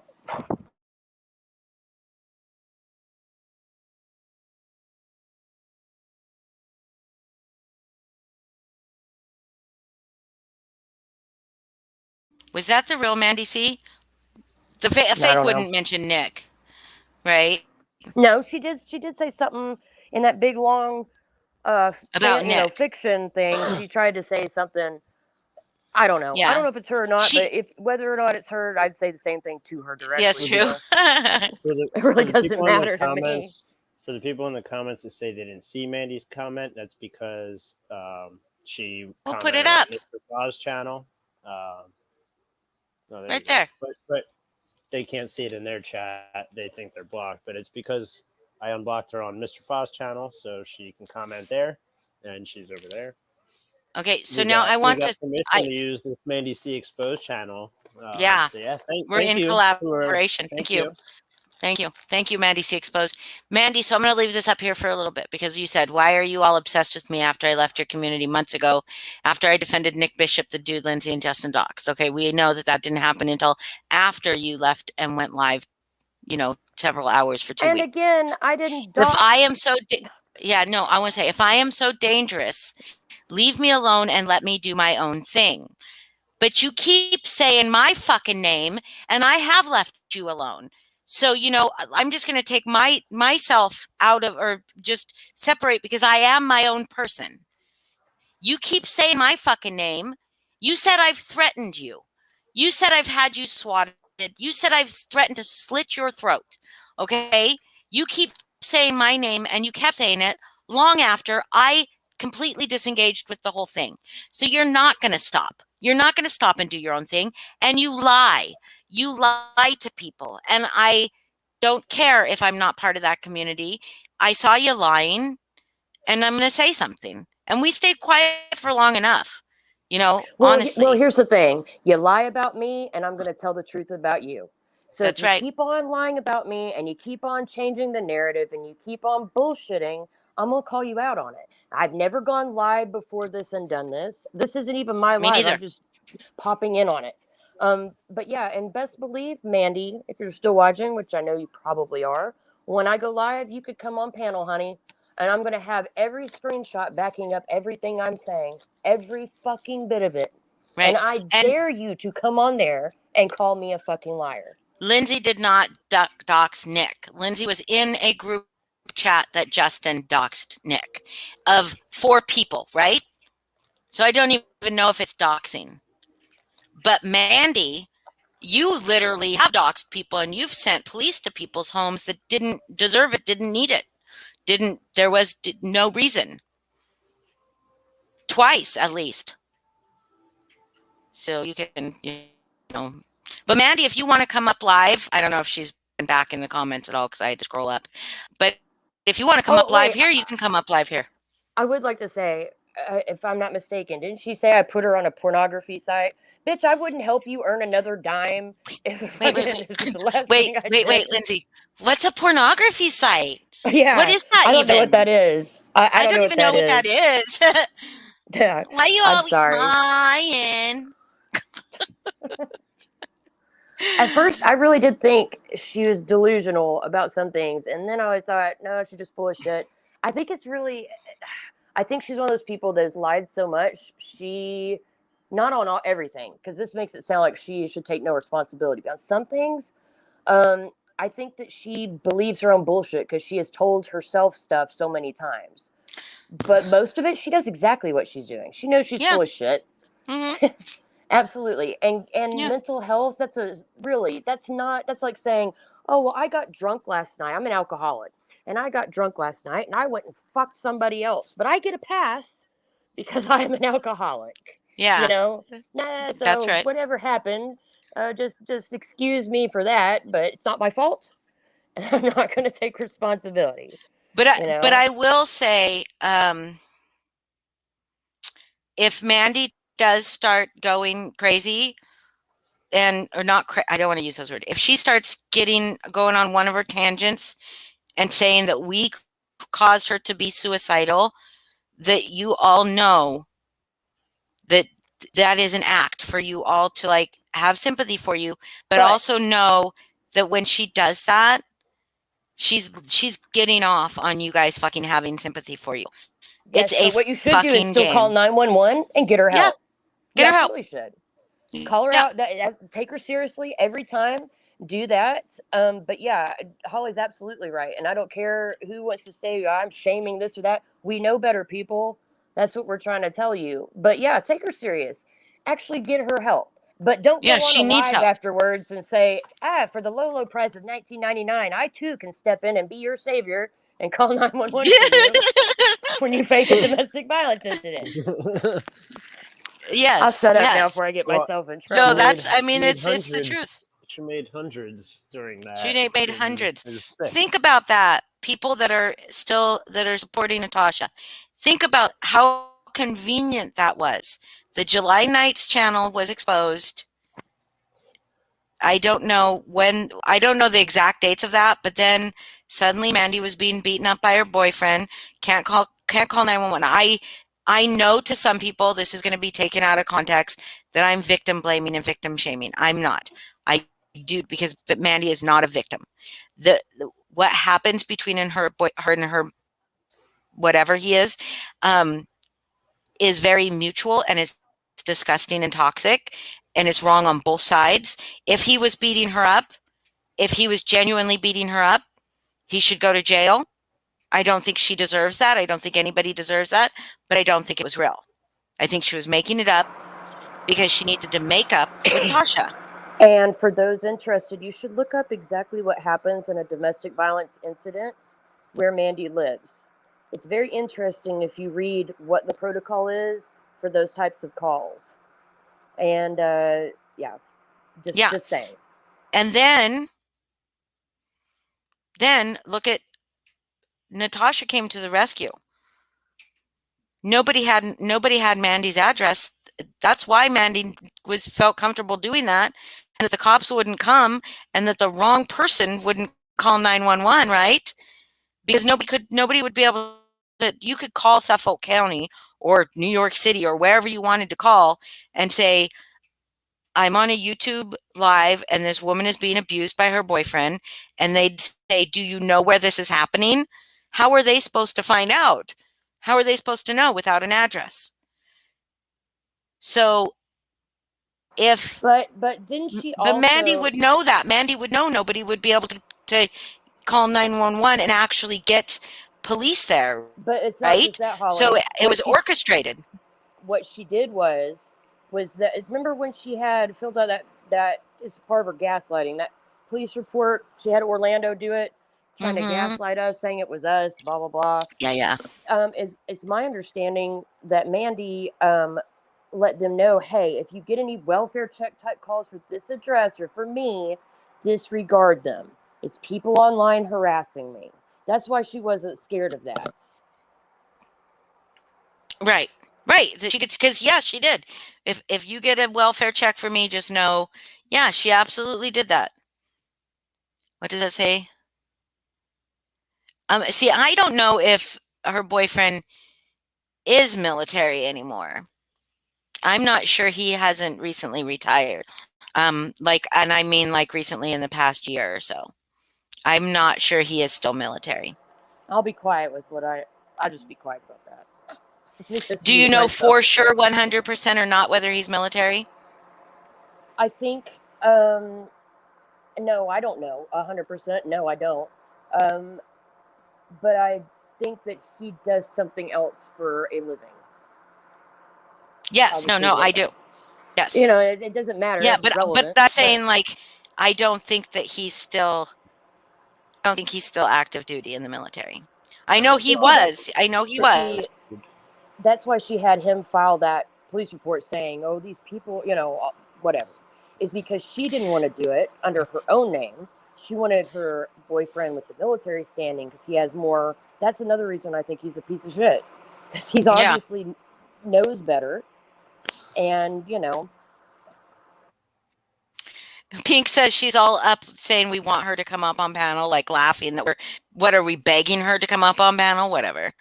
But she won't come up on live. She will not come up on live because she has no proof of the things she said.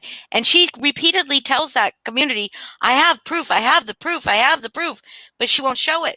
She refuses to show it. We've shown proof, Mandi. We've shown proof of who you are. It's sad that these people don't listen. So listen, share, maybe I could see like calling 911, but Natasha was over the top for their scripted fake frenemies crap. This is it, Chrissy.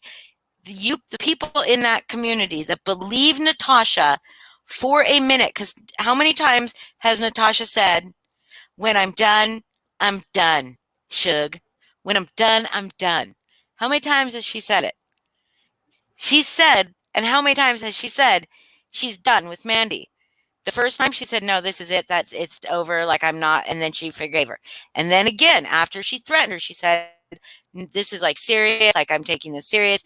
There's no way. And then after she called 911 and rescued Mandi, saved Mandi from that bad man, she said, I'm not forgiving her, but I won't stand by and listen.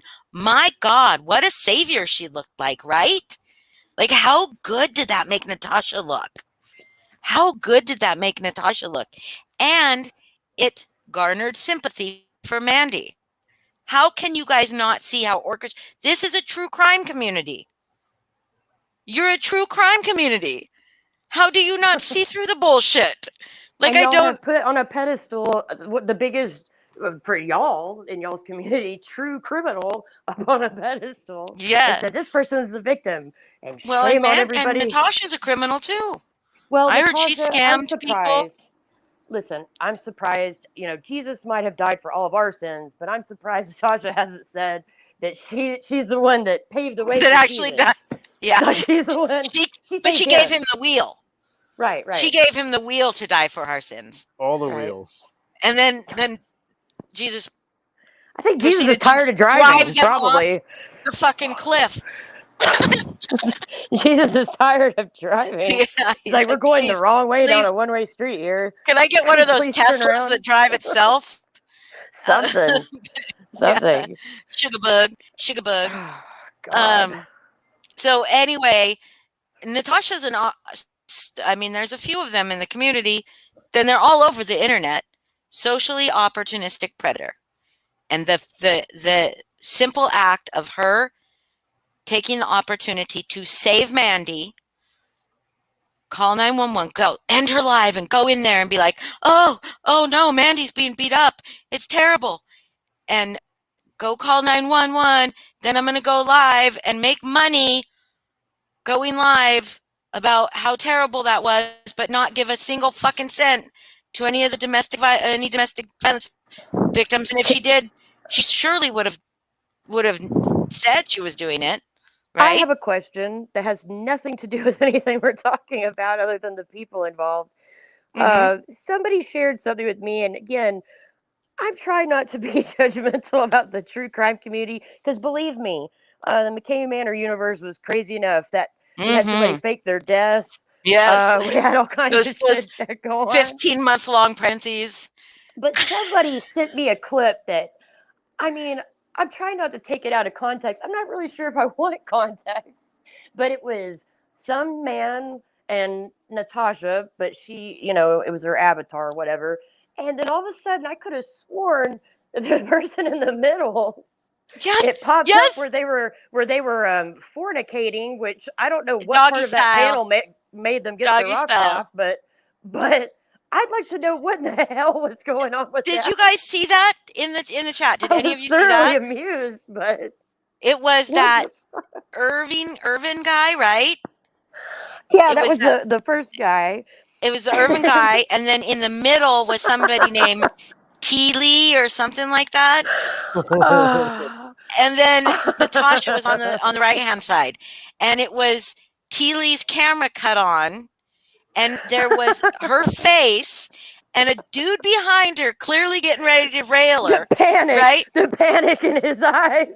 He already was. And then, he was already railing her. And then her hand went and covered the camera instead of turning it off or knocking the phone down. And you could through. And they keep going. And that you can see that the camera's moving. Did people see that? Did you guys see that? Okay, how long did that go on until they realized what was happening?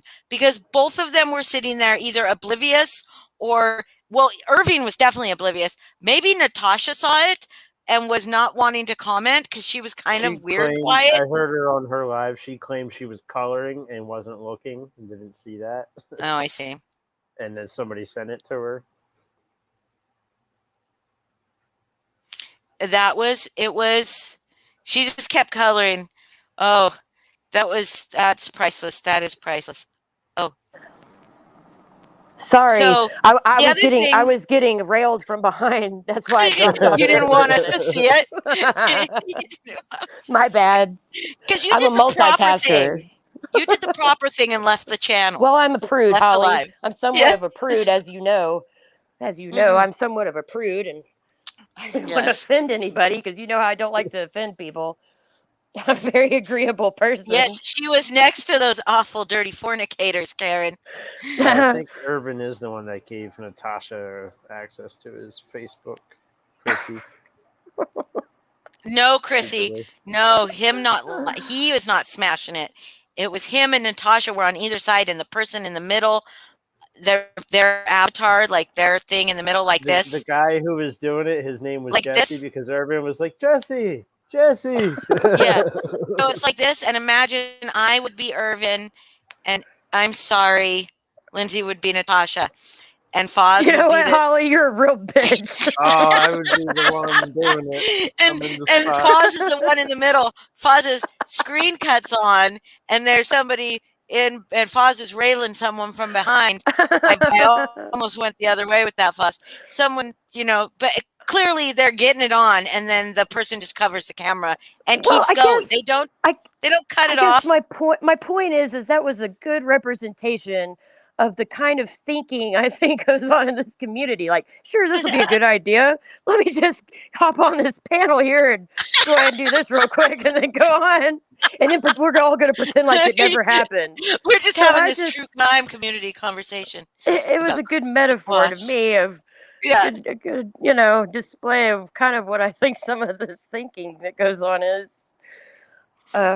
Anyway, sorry to derail. No, Chrissy, they didn't even stop. She just covered the woman, Keely, I guess, getting railed, just covered the camera, but not fully, because you could still peek through. But her hand or whatever was moving. They continued to go.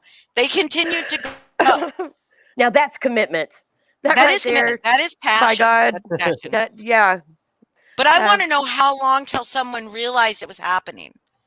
I want to know why after that the quote unquote passion didn't die. Like, it didn't say, oh, well, no, it was like, oh, sure. Well, maybe they're like Cher and her man. When they get it on, started, they get it on. Damn it. I'm trying to be good. Oh, he That's did? funny. Okay. Did he come on Natasha's live and apologize? I'm sorry, I put the wrong emphasis there on the wrong word. My bad. I was sorry. Did she come? What were you gonna say? Did he come on? Did he come on Natasha's live? I'm not sure where I was going to put the emphasis on that, but it was an accident. I'm telling you, I didn't do it on purpose. Oh my God. That's because, Juicy, I believe that's because Natasha was very busy coloring or something of equal importance while somebody else was talking on that panel, which she has a habit of doing as well.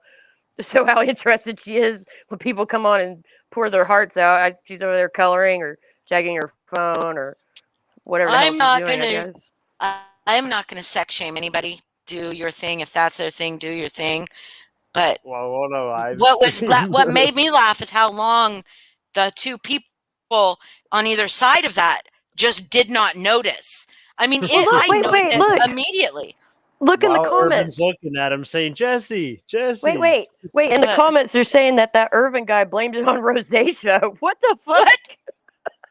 I think he means How? I'm sorry. Wait. I'm dying. I'm tellering. How? I think he blamed the redness on his cheeks on rosacea. What does that mean? I can't. Rosacea is where your face gets really red, like it's you have like red cheeks, reddy cheeks. Yeah, that's what it is. They were saying he was drunk, and he blamed the redness of his cheeks on rosacea, not the fornication on live. Of course, that makes perfect sense. Lindsay. I buy that. I will buy that. I'm gonna pretend I'm in this true crime community and say that I believe that. I buy that. That makes perfect sense. That sounds rational and reasonable. We'll just go with that. Why didn't she just jabberjaws? It's great that her man wants her. Like, that is wonderful. Why didn't she just get off the fucking live and get some dick? I mean, wait. He blamed the rosacea for not seeing it happening? What? No, he blamed it on his skin being blotchy and needing new glasses. What? Yeah, what the Irvin hell? was blaming it on that. He says he has his one eye isn't good after a motorcycle accident. Okay. Wait, I'm confused. Who supposedly had rosacea? The guy railing the girl, or No, Irvin. That didn't see Irvin, it? The guy that didn't see it. But the rosacea has nothing to do with. Oh well. I thought. Because I'm pretty sure rosacea does not. I can't make this shit up. Needing new glasses. Courtney, we've moved on from the haunt stuff to mysteries, mayhems, mystery, mayhem. What's the other word? I always forget. Not murder. No, we wanted to keep that out of it. Mysteries, mayhem. Fuck. It's my fucking channel. How do I not know what it's called? Was Are you gonna that go look it up? Was that guy saying he needed glasses? Was that an insult at the other guy's genitalia, or was that just worked in there? Like I'm trying I to didn't follow see it. along. It was so I small. know. Myths, mayhem, and mysteries. Myths, mayhems, and mysteries. So myths, mayhems, and mysteries. Because we kind of moved on from the rosacea defense. Oh my god, that's too good. Because we've I'd love to kind of present moved on case. from stuff, but mystery, mayhem, and fuck, got it. That's Yep. what it's called. But it's actually myths, mayhems, and fuck. But anyway, so we kind of moved on to that, but it moved on from the haunt bullshit. But whatever, we'll do whatever, and drama included. Drama included. That's part of the mayhem. But I wanted to address something that I also saw, an observation that I saw when she was on Mommy Ramblings. Natasha went on Mommy Ramblings to defend herself, I guess, against the accusations that she says racist things, which she does. She does. She said when somebody says a group of, what did she say, Foz? You know, your daughters don't go to Walmart at night because... Don't go to Walmart on Sundays or at night because there's groups of Mexican men who hang around and will follow you, etc., etc. Yeah. Because now, if that wasn't racist, if she wasn't a racist, she wouldn't have had to say Mexican men. She could have just said, you don't go to Walmart on Sunday nights or nights because there's a group of men that hang out and will follow you around. Why did she have to qualify that they were Mexican? And she wasn't how does telling she know anybody, that they're Mexican? Well, she knows that there's some kind of Hispanic, right? But yeah, but that's not fair to call them all Mexican. But that's not the point I'm getting at. Yeah. I'm getting at that she pointed out that they were something other than white. Yeah. Right? And so they were not just men. They were not just men who follow you out and creep you out, okay?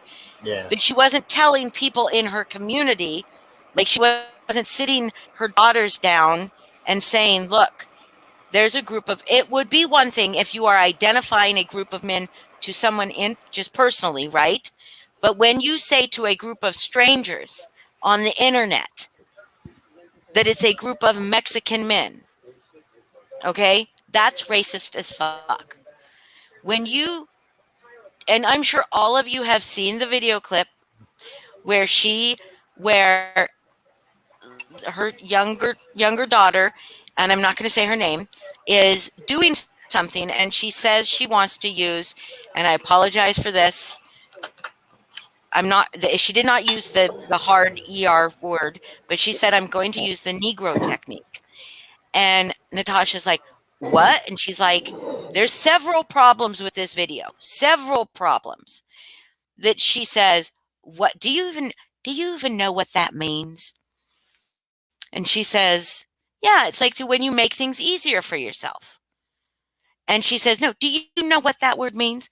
And she's like, do you know what a Negro is? She goes, it's what I am, or I am a Negro, or whatever the child says. And you hear her stepdad or her Natasha's boyfriend or whoever he is say, honey, you're mixed. And Natasha, you're mixed. And then she says, well, you call me something else with a like Piglet, but isn't Piglet, right? And she says, only when I'm aggravated. Okay, how many people, raise your hands if you can see more than 5 issues with that video. More than 5 different issues with that video. I can see about 5. Well, I'm just Different- a penis, so I don't have a hand to raise. But if I did, have I Raise would your left paw. I have raise issue. your That's left why I paw. uploaded it.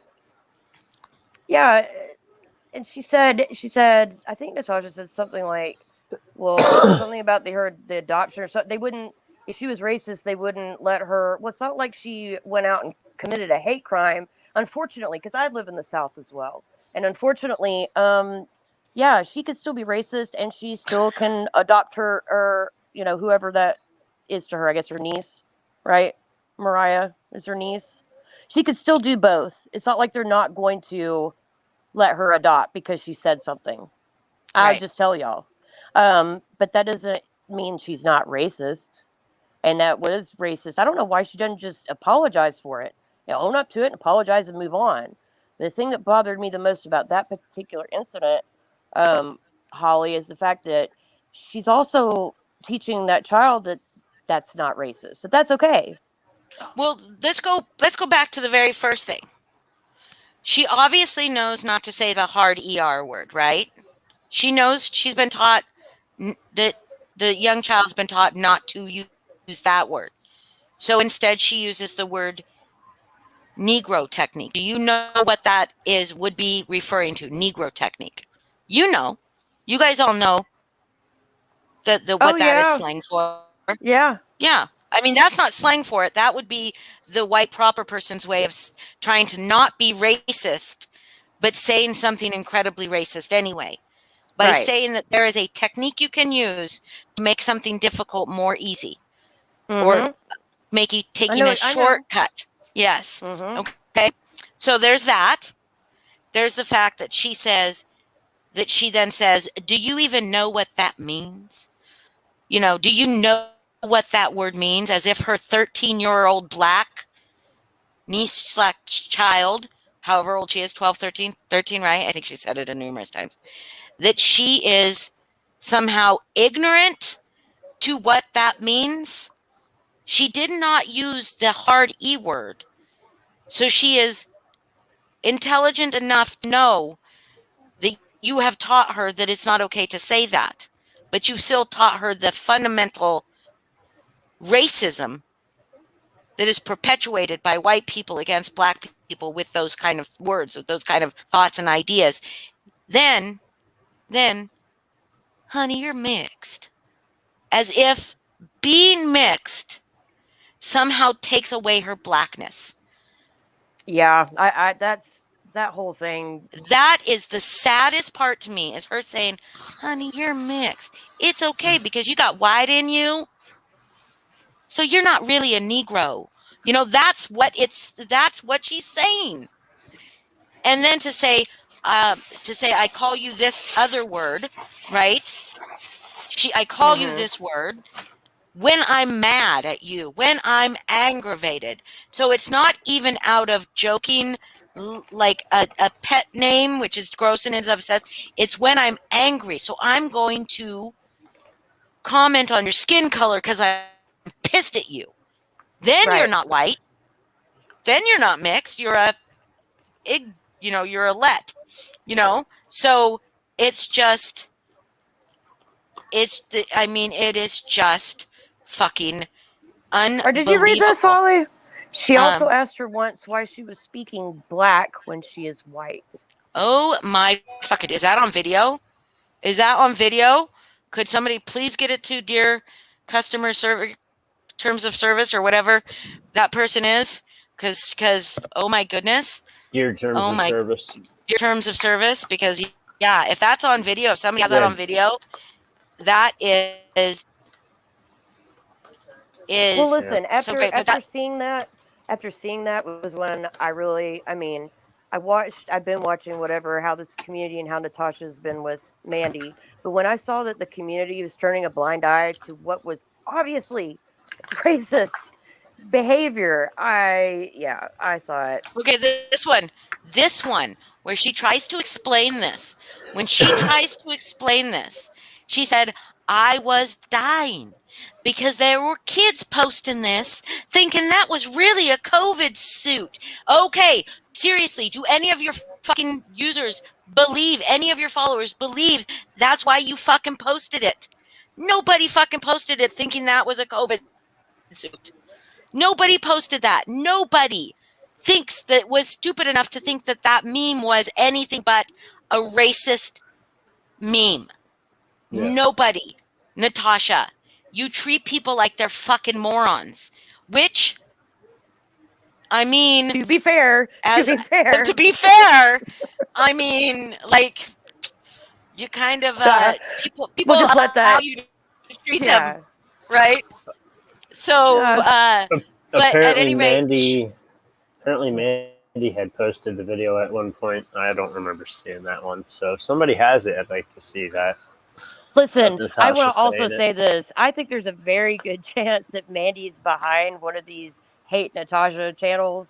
oh, And for if y'all sure. don't think so, then y'all, I'm telling you, you're bamboozled because Mandy hates Natasha. That's what I think that people really don't get, that she still feels the same way about Natasha that she always has. She does. And to be fair, Mandy's right about a lot of things with Natasha, pointing stuff out about her. This is another thing. I hate when people are like, oh, well, they don't like Natasha, they must support this person. No, I could dislike both people. Yeah, I could dislike all of them. I You disliked know? Natasha even when she hated Mandy. Yes, that's what I'm saying. I can Unlike some say, people. no, no, I Yeah. don't have to like one of them, or it's the either or. It's a both for me. It's It's a both. Yeah, both it's a for both me. for me. Yeah, it's a both you for me too. know, So all day, so every day. but I wanted to finish my point. When she was on Mommy Ramblings, she kept saying, I didn't say the word. I didn't say that. I didn't say that. Your child said, you call me that. So are you really going to either you're saying your child is a liar, or you do say that, right? What do you say, Natasha? Your child's a liar? Saying your child's a liar? I mean, really, she seems to. I don't know why she. I don't know. I'm not. Never mind. I'm not going to mention that. I'm not going to go there. So, but she did definitely sit there and say, "I didn't say those words. I never said that. I never said that. Did you hear me say that?" Gaslighting fucking motherfucker.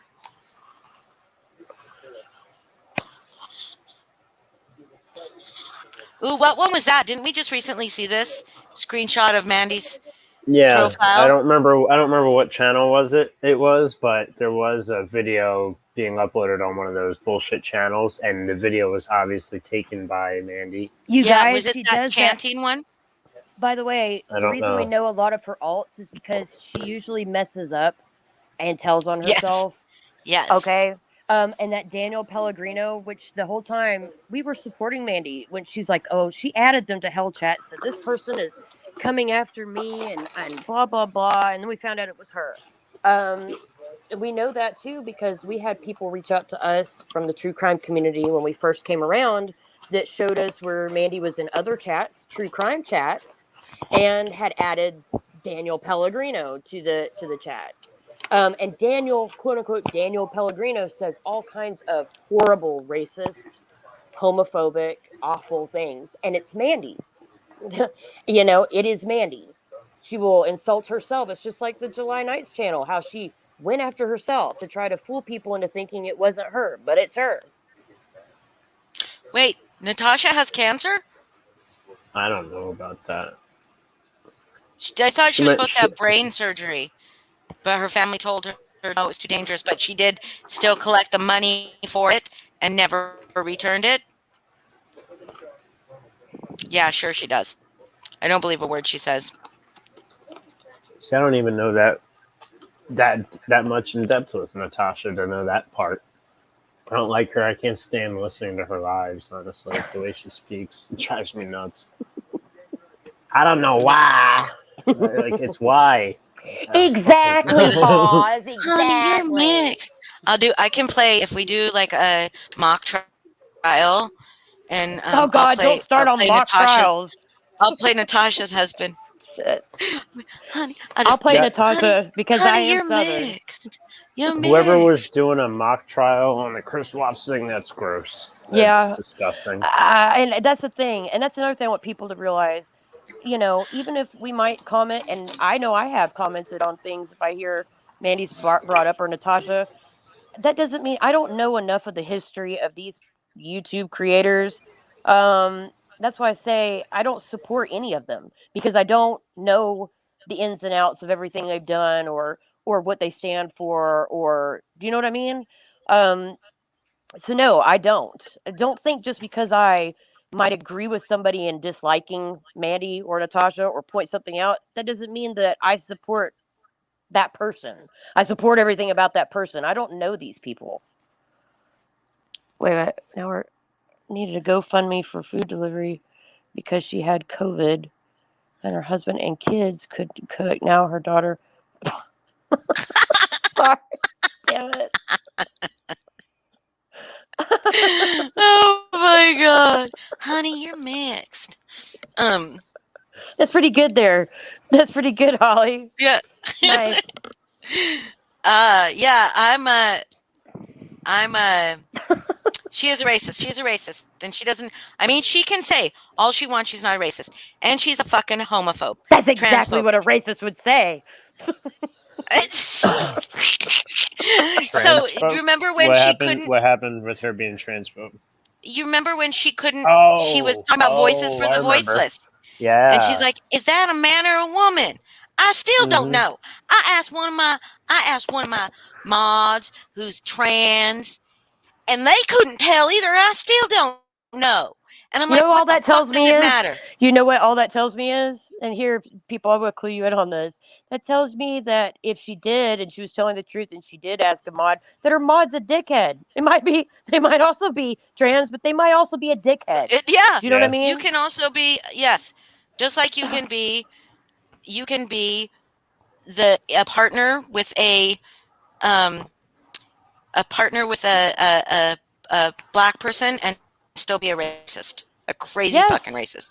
You can Yes. still be the almost adoptive mother of a black child and still be a racist. And Yes. you can have a mod that is trans, and both of you can be transphobic idiots. Well, no, I Right. don't think a trans person can be transphobic, but I think a trans person can be just an idiot and Yeah. maybe have some internalized transphobia, you know? Chrissy, Um, you're good. What? what? Chrissy in the comments, you're good. What? I'm just reading. She's worried that we're gonna cling her to saying she had cancer accidentally. No, you're good. You're good.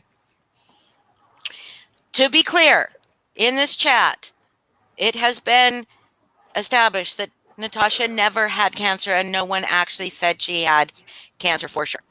Okay? So that it's fine. And she has a sexual predator, yes, um but Jax has reasons why Holly, stop with your he's not to blame. Wow. Wow. uh, Oh my goodness. I'm I just will gonna play. I'm tell it gonna like play. it I'm sorry, is. I'm playing Natasha. I'm playing Natasha in the retelling this. I'm gonna be Natasha. And I know who's playing Mandy, but we will not mention who's playing Mandy because I that want to will be play good. Mandy. I could do that. I Could could you do so can totally you do it. sing why you fucking lying? Why you fucking No, but I can lying? smack my lips a lot and do a really skin crawling laugh that sounds fake And as say, hell. I'm a fucking sweetheart. Yeah. I'm as real as they come. You don't know that life. Yeah. Make it make sense. Maybe she's talking to herself when she says that. She's looking in the mirror. She's like, but I mean, she's probably looking in the mirror the whole time anyway. Right. But yeah, Right. but then when she starts to ramble, then she has to say, make it make sense. Yeah. Mm. Who, Kimberly Aldera and Deborah Jaws, it's coming who keeps coming for Chrissy. Oh, Oh yeah. Look. Wait. Then Hold she says on. real men don't participate in drama, but her buddy Jax, Crafton, and Dave are always in the drama. Well, obviously they're not real men, right? If they're by Right. their own thing. I don't know. I don't know. Doesn't make sense. Oh, so wait, someone from. Okay, Kimberly, you wanted attention. Here's your attention. Kimberly Alderette. Chrissy And what? apologized twice. She was coming at Chrissy for saying that Natasha had cancer. She apologized twice. She was mistaken. Sorry that your goddess. No, she's not a goddess. Sorry that your master is has so many different things going on and like GoFundMe's and needs money for this and takes money for that and like dresses and fucking recliners and gel pens that we have no idea what has befallen her and how factual it is. But she We didn't mixed up get scams. We're sorry. We're the assholes here. Not the scammer. We're the assholes for mixing it up. Our bad. Yeah, we're the assholes for mixing it up. Yeah. But That's the what it one. is. She's the one that collected money to get brain surgery and never had it. Yeah, but we're the dicks. Keep that in mind. That's the most important thing. Oh, look at to this. Take She away wants from more this. attention. Oh, well. But you were going after somebody for making a mistake. Haha, joke's So on we'll you. go I don't after have a you heart. for just I have a lump of coal I hope you in my don't fuck coat. this chat like that person did on that Oh, live. there's that they sent to me. Mandy's back. Is she? Wait, so why were you guys having an issue when I was making videos about her? Nobody had an about issue when you were making Natasha. videos about Can I answer Natasha. Yeah, go Yeah, ahead, go ahead. Lindsay. We had an issue because we saw you doing the same obsessive shits where you were making video after video after video and going after somebody, and we're like, do we sit back and let this happen and not say anything, or at least give this person a heads up? Because obviously they have no idea who Mandi is. Wait, you befriended her? No, we gave. No, I've never been Natasha's friend. Let's start there. And you didn't have a problem then, right now you do because I'm friends with her. Mandi, you don't have friends. You don't have friends. Yeah. Sorry, but you don't. So, Mandi, Nobody's riding your coattails. nobody's either. riding your coattails. Nobody cares about clout. Nobody buys subs like you. You know, nobody's riding your coattails. Nobody's harassing you, Mandi. Nobody has harassed you. You say we've been harassing you for 3 to 4 years, and you put your little bullshit up there, and we can refute it. We've only been involved with you for about 2 to 3 months, maybe before your mother passed. So how were we responsible for your alienation from your mom, for losing a job you didn't have since we've known you? You haven't fucking worked. You're the one that goes, okay, we should all be ashamed of ourselves. Oh, Mandi. So, no, Mandi, we have our own content, but we're not creators. We just like to fucking go live about drama, just like your good friend, That's the thing. Natasha. None of them are actually creators if they just go live and talk about drama. That's not being a creator. You actually have to make videos, make content to be a creator. I also want to say this. If Mandi believed that we were harassing her and we did all of those horrible things about her, why would she come into this chat? Why would she come into this chat? She won't let us address it on Mandi. Remember, Mandi? I'll be right back. I got to back out and Okay. come back in.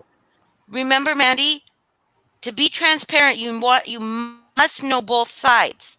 But you only allow one side on your channel, so we're telling the other side. Who has been obsessed with who? How many lives have we made mentioning your name, Mandi? In fact, the lives that we ever made before all this falling out, because we don't have 1K, we don't have 1,000 subscribers. Get some, come on, click like and subscribe. Come on. push the notification bell so that you know. Anyway, so Mandi, if we were harassing you, we would have been making lives about you, okay? I believe Angela harasses you. I'm going to say that, Mandi. I know that some people in my community do not want me to divide us like that, but I would love for Angela not to do anything or to not to include us all together with Angela, because Angela is a problem. Now, you have mentioned our names how many times in our lives and told your story when we have not said anything publicly about you, except for some people going into those lives of the true crime community. But we've not made lives about you. And in fact, before this bullshit happened, when we would go live and your name would get mentioned and you heard about it, you were allowed to come up on panel and defend yourself. So why don't you allow that for us?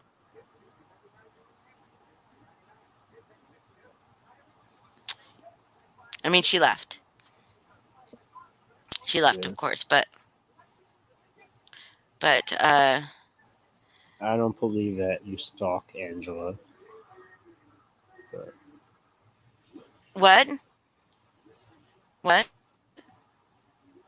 I don't want to start a thing here, but I don't believe this to be true here. That's not true. That's not true. And in fact, I probably would have not even mentioned Angela today. And I do have a problem with Angela. And most of my community knows that I have a real problem with Angela. But I'll tell you why Angela's, little ass is on my fucking radar again is because I went into Melissa Jade's chat in support of Melissa Jade and said something.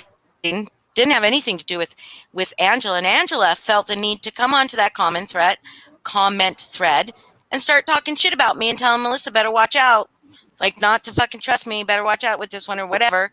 I'm not looking to crawl up Melissa's ass like you are. I'm not paying to be a sub of Lana's, am I? Not like you. Anyway, but Angela is no.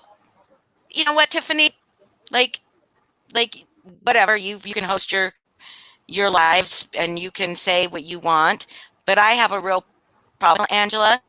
And Angela did fucking say my full ass fucking name on YouTube in order to draw attention to my full name. No, I'll show you the comment. Can you share screen? If you share it, hold on, let me let me send it to you. But I have to send it to somewhere. Hold on. Okay, give me a minute. Let me find it. Let me find it so that Angela can say that I'm lying. She probably would say she's already saying I'm lying. Yeah. Melissa deleted them, but I screenshot. I got a screenshot before she did. Hold on, I'll find it. But at any rate, you did that, Angela. You came to that comment that had nothing to do with you. And you said that shit.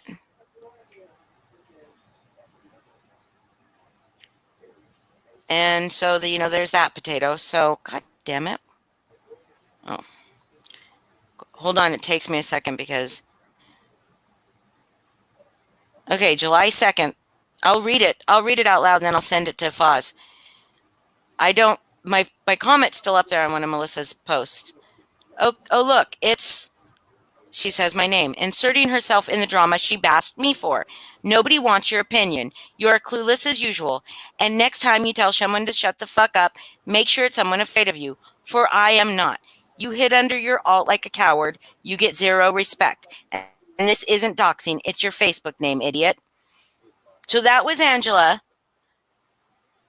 Yeah, Melissa probably is where you talk shit about her. Certainly could. So, you wish-wash Angela and Tiffany. I don't give a fuck what you say either. Okay? I will. This woman lies about me incessantly. Okay? It doesn't matter if it's the truth or not, Ferris. That fucking comment had nothing to do with any of that. My comment was in support of Melissa. Had nothing to do. So what was your need to come onto that comment and say any of that? What was the need? Why did you feel the need to do that? Oh, Melissa, you better let me see if I can't find the other comment.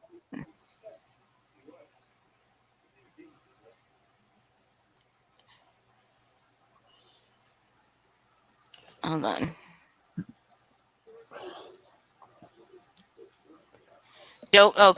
AKA, you said somewhere else. You said my name again.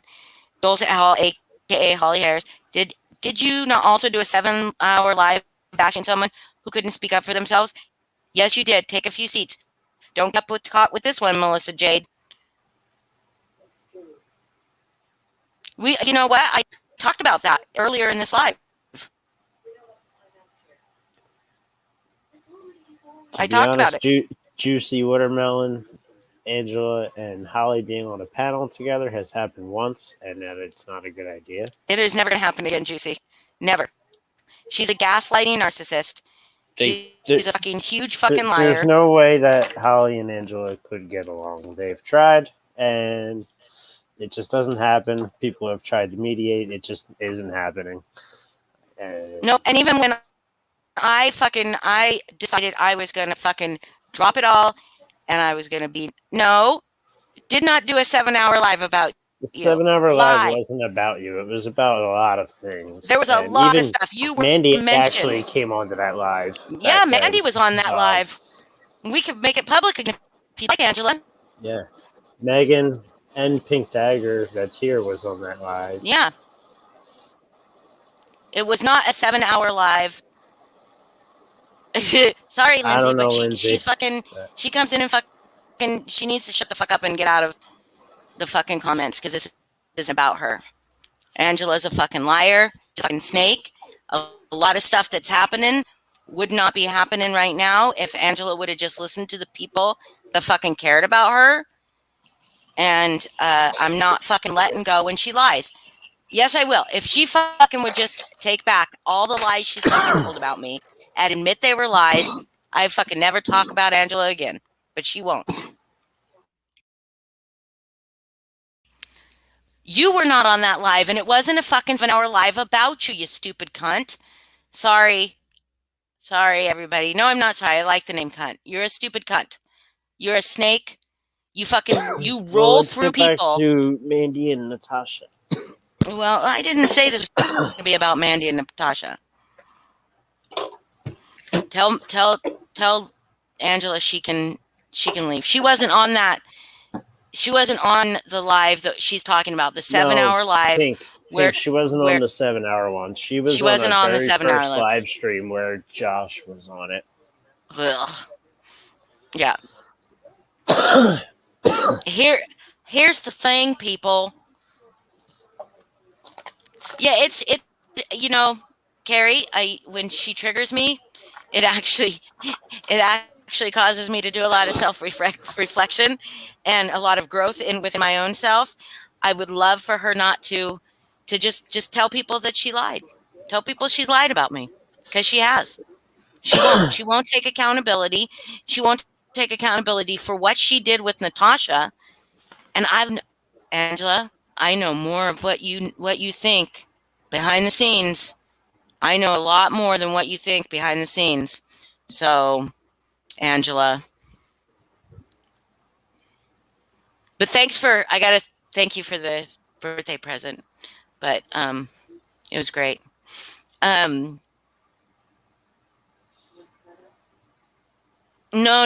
Pink, she was not on the one with JT. She was on our very, very first live ever. She was on a different live with JT on. Oh, that's Mandy's right. No, she was on one of JT's lives. Yeah, or something like that. Yeah.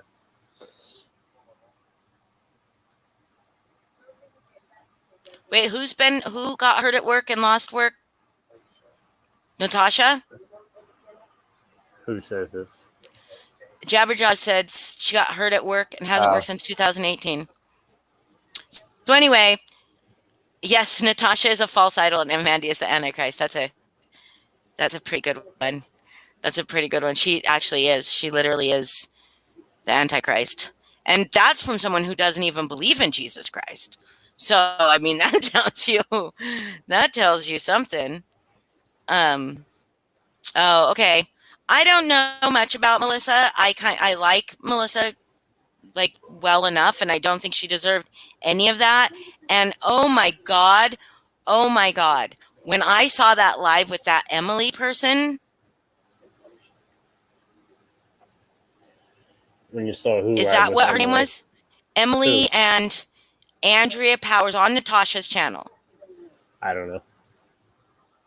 Emily and Andrea Powers, and then that other person, and that Andrea was really, really quiet, right? Do you remember that?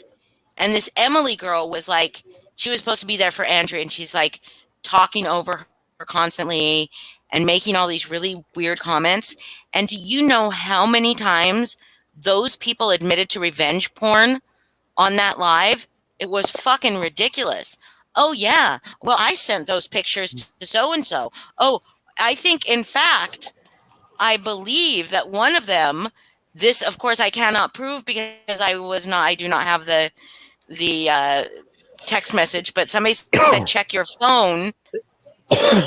And for me, it seemed like one of them sent Critical K's nudes to Natasha while they were on live. I mean, that's what it sounded like was happening, but I don't know for sure.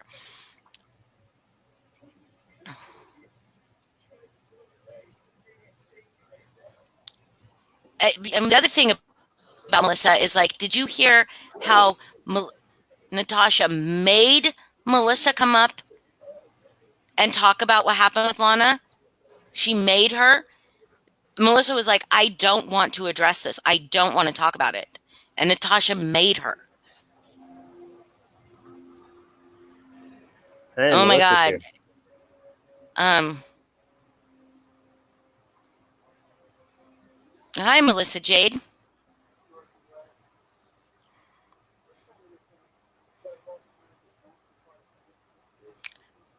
Look at Tiffany. Tiffany, you should fangirl in the comments. We love Melissa. We think Melissa Jade's pretty awesome. But, you know, Melissa, just be careful. I know after your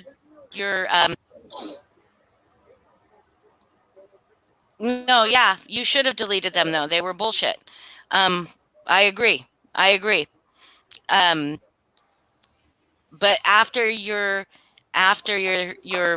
shit with Natasha, I really hope you're more careful about the people you trust. Don't trust anybody. Yeah.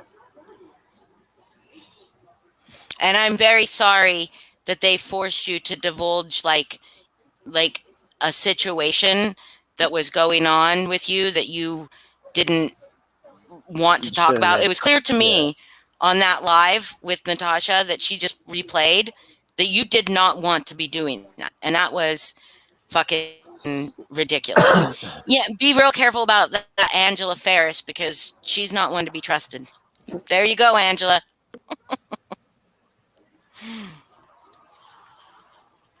Never Natasha, ever. Had to throw it in, right? Yeah, I had to. Of course I did. She fucking lies about me. Andrea Powers. I don't know. No, like but that whole thing is Melissa's really idea weird. of her channel's fun. It's similar to what we wanted to do with our other channel, with Melissa's mysteries, conspiracy theories. Yeah, We did just a few never lives can about get our that. shit together. Yeah, we did a few lives about conspiracy theories on this channel a while back. Yeah, we did Flat Earth. Hey, Melissa, have you talked about Flat Earth on your channel yet? I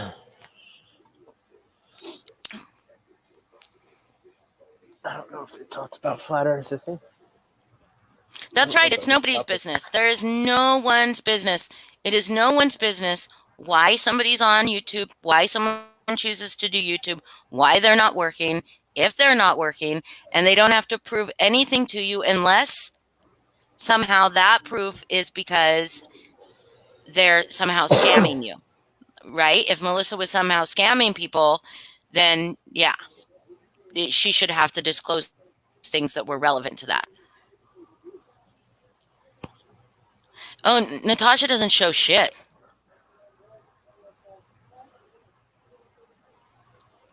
Pink. I said, has she discussed flat Earth theory? I did not say the Earth is flat, but it is.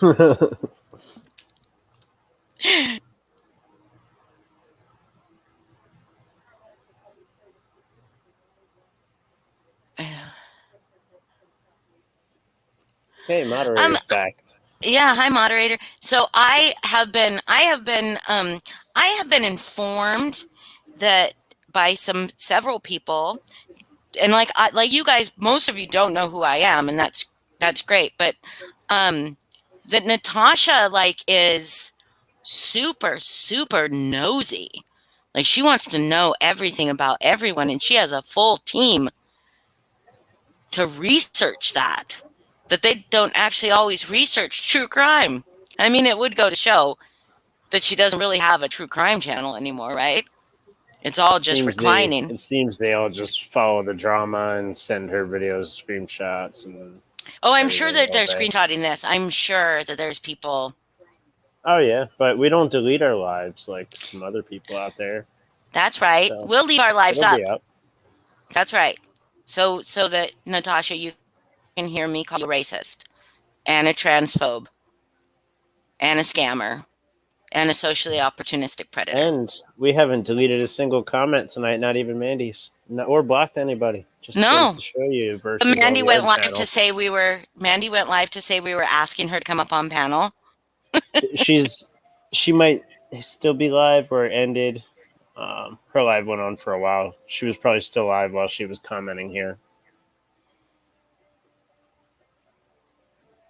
Yeah. She had Natasha on there too, so they were probably talking about it. Well, who cares if they're I mean, I don't care if they were talking about us. I really don't care. Oh, Natasha's live too. I really don't care if they see this. I don't care if anybody believes us. I would hope that some people would believe us. She wants her research team to sign an NDA. Is it a legal NDA? Because there's some parameters around an NDA that have to be included for it to be legal. And a lot of people don't know that. They just think, oh, I signed something saying I'm not going to say anything. But there are parameters around an NDA.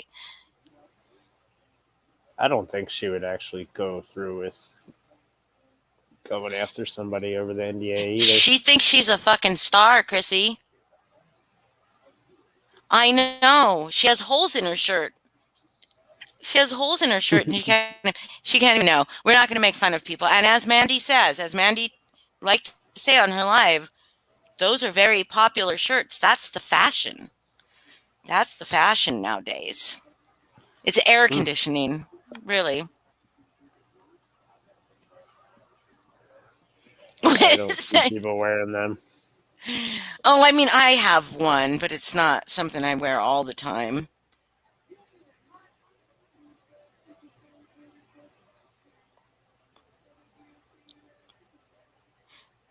Is Lindsay going to get back up? Oh, and Lindsay, you coming back on?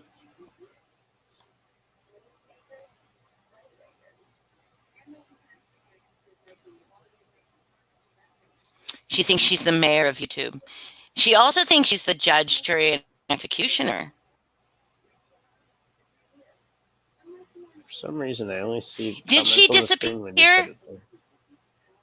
Did she disappear, Jabber? I mean, I don't follow him very closely, but I haven't seen or heard anything about that person since then. They might have. I saw her in one of Natasha's streams after that, but it's not been. No, Lindsay, you're the social media sheriff.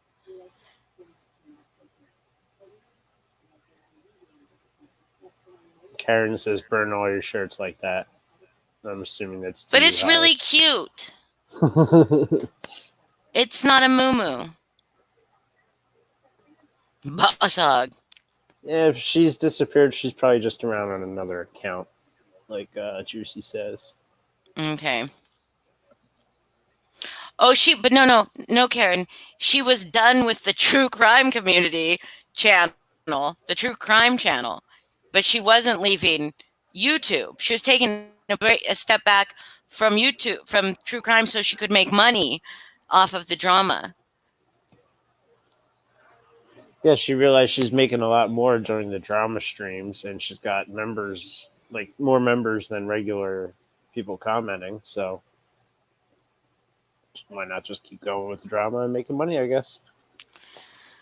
Well, yeah, Jabberjaws, I think probably because she exposed Mandi, that she's called Sean's Queen. Now, that's right. And is she still around, Samsara? Because I feel like she was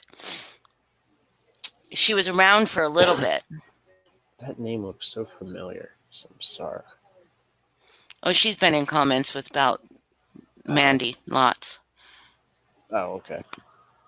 She did a pity leave, and then people, oh my God, she pulled a Josh Owens. Except Josh wasn't smart enough to make money off of that. That's right. That's right.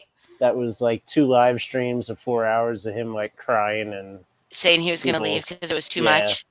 Yeah. And then people begging and he got him a dead bird in the mailbox. Yeah. That's what he told us that. A headless bird. It was just a turkey. Oh, yeah. It's just a turkey for Thanksgiving. I'm sorry, people have no frame of reference for any of that. Yeah, I know. You're probably like, what the fuck, that bird? Yeah, no, she might be on the other stream. There's 2 streams going, so there's 2 chats. Here we go, Ruthann. I fully believe you on that. Natasha looks really bad for 45, and I'm not trying to be mean, but yeah. I look younger than Natasha, and I'm older than Natasha. Yeah. Happy belated birthday. Thank you. And she keeps saying, when I'm done, sugarbug. I feel bad for MJ too. I feel bad the just the vitriol that was allowed in her chat to just be spewed about like, negativity about what those people saw. You know what I mean? Like how that many people saw those pictures is beyond me. Enough to comment on them. And what did she exposed the pictures that were shared from I don't know how they saw them, but everybody started calling Melissa names. Oh. About and I was gonna say because I missed that and that's really fucked up and should go after her for that one. And I didn't see that, so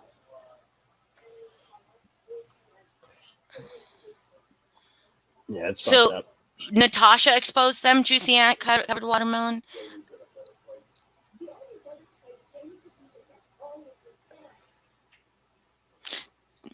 Natasha exposed them because putting that up for Lindsay.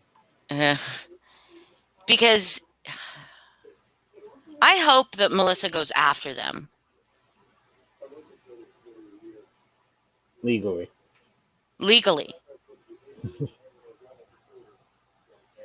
Did she really?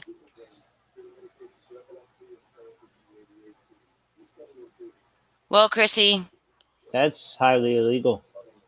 Yes, it's highly illegal. It's called non-consensual. It is called non-consensual pornographic dispersion, or the dispersion of non-consensual porn. And it doesn't matter. Oh, and this was one thing that somebody said on one of her panels. And I don't know if it was Melissa that said it. Maybe it was Melissa. Melissa, if you're still listening, I would like to say this. I think you did say it on that live where Natasha forced you to say that shit, or forced you to like fucking talk about that shit.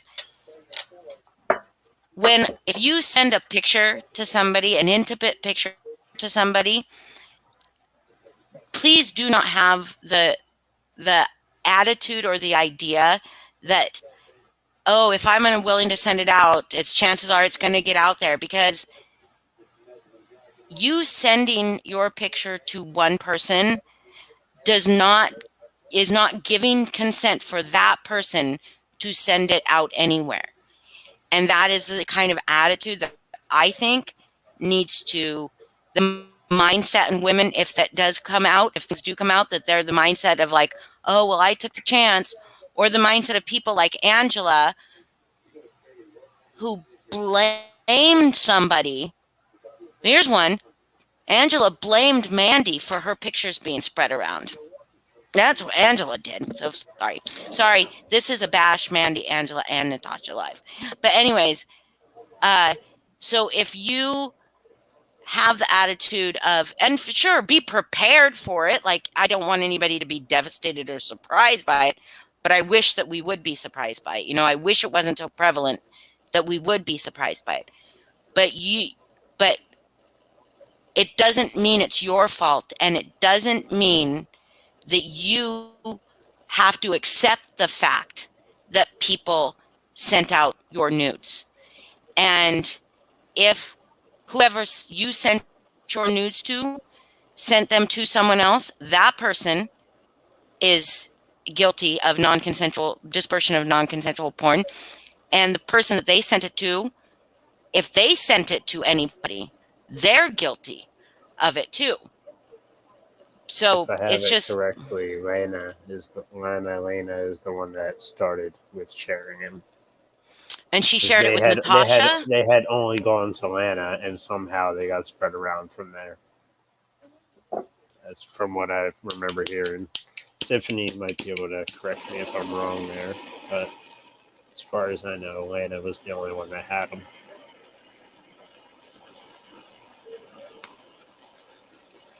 So, yes, I think KK was giving out a hotline number. Christy, what do you mean? KK, Kim Kaufman. Giving out a hotline number for what?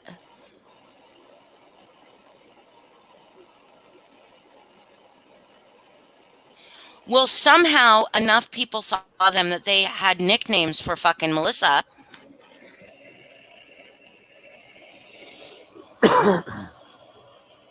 See, that's and is Natasha letting it happen?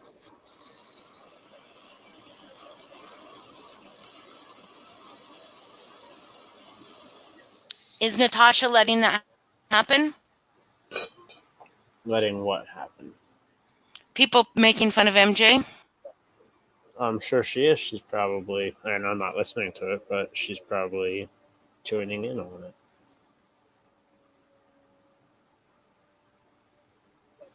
She says she's such a nice, sweet person, and then she goes on and makes fun of a lot of people all the time. She's really a hypocrite. Who, KK? No, Natasha. Oh, well, yeah, Natasha. Natasha's encouraging it. She's encouraging people to make fun of MJ. See, well, now I know she's live, so I know her minions, her little followers are over well, she there. already had a live scheduled, but yeah. Yeah, I know they're probably over there now, and they're talking to her, but that's disgusting. That's disgusting. I hope that some of you come back and watch this, or some of you are still here. That is disgusting. Yeah. Well, see, that's disgusting to me too, Tiffany. It's disgusting to me, to anybody, that anybody would shame somebody for sending their nudes out. It doesn't matter what they're doing. That's disgusting that they would do that.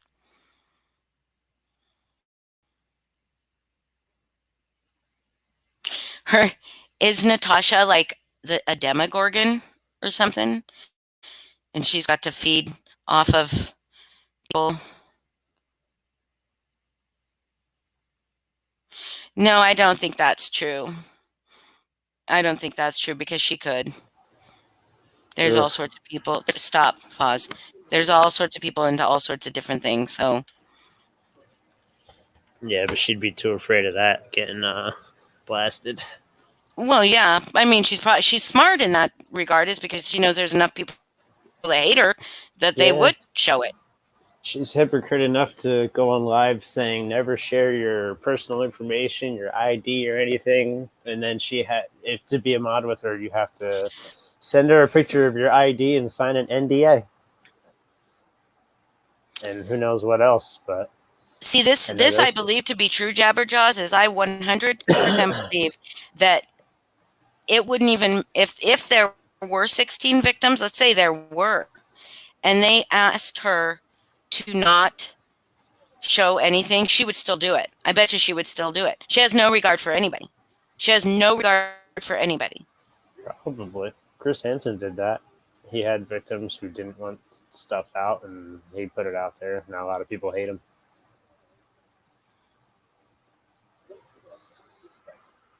I'm sorry, Pink. I will not recall her as a Demogorgon again. Natasha started off saying, "Don't blame victims. Don't send them because that's not fair." To now saying, "Well, if you send them, that's what you expect." Oh my God. Pink, I haven't seen the NDA, but we know we have an acquaintance who was a moderator for a little bit for Natasha. So, yeah.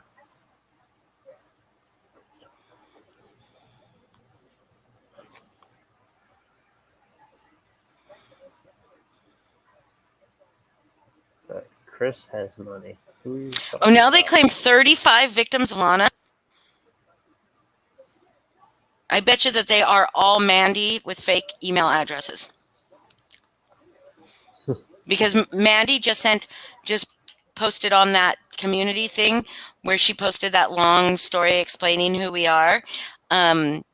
She put a screenshot there of somebody messaging her about Lindsay and like an email, and I'm 100% certain it is Mandi faking, with an alternate email.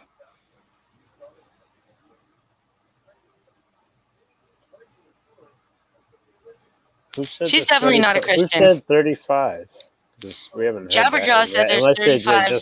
Maybe they just said that. Jabberjaw said, "Oh, I see." Unless I can't read. Now they claim 35. Juicy. It's Juicy. Oh, Juicy Ant. Sorry. Yeah. God damn it, you J names. Oh, Crafton and Kim's channel. I don't follow that channel. I don't like those two. That's why I missed that one. The reason you probably have to sign an NDA is because she knows she's shady as fuck, Jabberjaws. But I think the people that signed an NDA should fucking expose her ass, because she'd have to spend the money to sue all of them. And she wouldn't do that. She doesn't make enough money. That's probably why she does make enough money, but she wouldn't doing stuff. She would be able to. She wouldn't be able to go to the casino as much. But I do have to tell you that if someone were to tell me about something that was covered by the NDA, like say Check Foz. This part out about the NDA. That's not legal. She can't do that. Yeah, people think that they get afraid, so they don't talk to each other on the side, it seems. But here's the thing. So Tiffany exposing stuff that has to do with the NDA is not a violation of the NDA without proof that somebody that signed the NDA told Tiffany those things. Does that make sense? There has to be proof that either the person said it or the person that said it got that information from somebody. Oh my God. Did you see this? Lindsay's comment? No. Oh, I can't see what you put up. What? Oh, okay.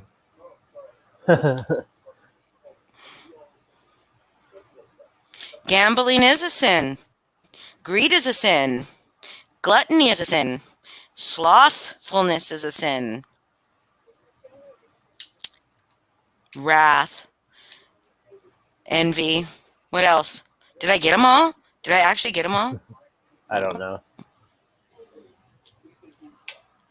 What is gossiping, though? What sin is gossiping? Envy, jealousy, wrath. Gluttony. I only follow the 7 deadly sins. All the rest of the sins can bite my ass. I'm gonna perform Lust. all those sins. Oh wait, shit, lust. Fuck. Hey, the CKH. We haven't seen that name in a Hey, long time.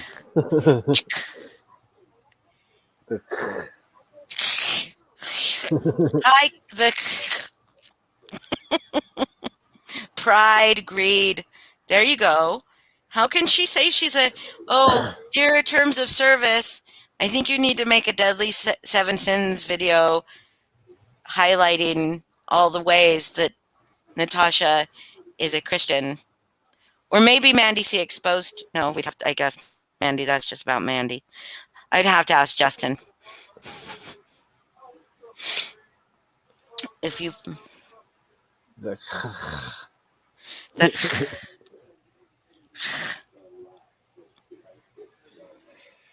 Gluttony, wrath, sloth. I don't know if these are all things, but yes. envy, And pride. lust, pride.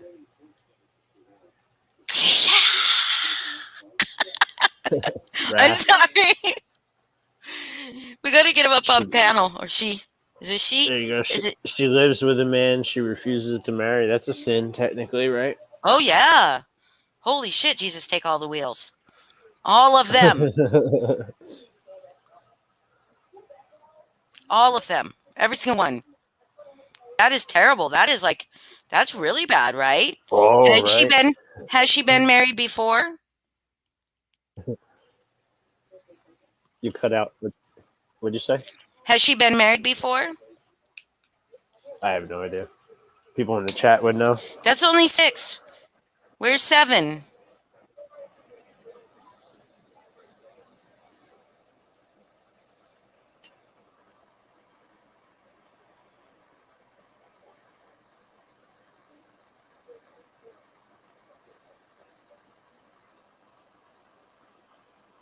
Is that sloth?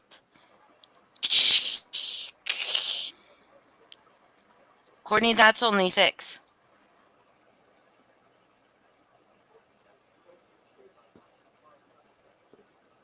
Pride. Pride is the other one.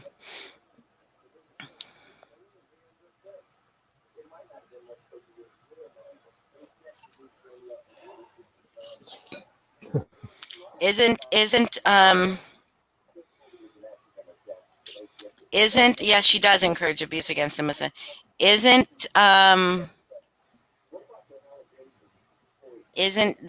like not just living in sin, but fornication, premarital fornication, right? Yeah. I mean, not just living with him, but hooking up. Well, I don't know if they do. I'm not going to suppose on their sex life. I don't want to think about Sadly. Shh. You don't have to. They could do whatever they want. They could do whatever they want. But they shouldn't shame other people for doing whatever they want. However, but I think that all of those people, or all of those 7 things can be, we could find some of all of those 7 sins in her videos. So should I share the video, the clip of what happened during that stream yesterday? Because I bet I can find it. What clip during what stream? Of Natasha being on stream with some people having sex that people seem to have missed. Oh yeah, let's show it. That's funny. You guys want to see? You guys want to see it? Oh, and see the 7 virtues. Those are all me. I'm just kidding.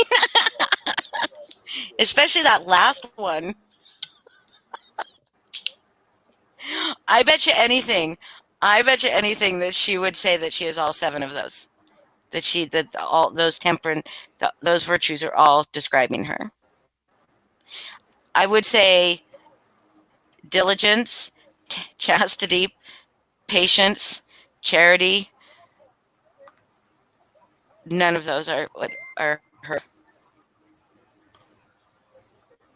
Drop a record any day? No, no.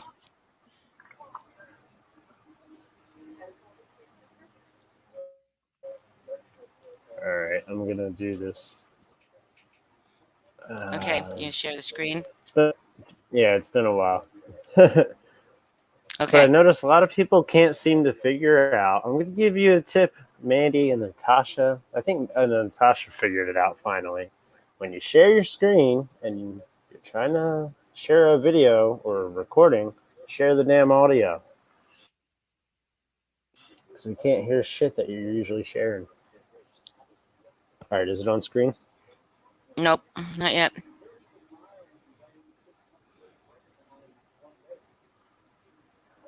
Says it is. Something's happening. Let me know Okay, if it here we pops go. up. Yeah, but can you make it bigger? Is it there? Yeah. No. You can't No, zoom I in? can't make it bigger. Okay, you guys got to watch it Oh. carefully. You can't make it full screen?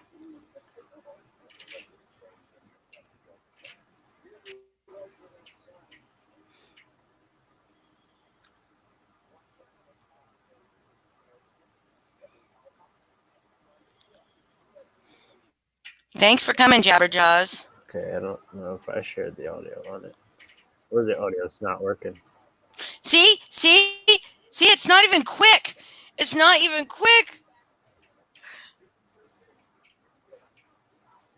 The audio isn't working in general. I think it's my computer, though. Uh-oh.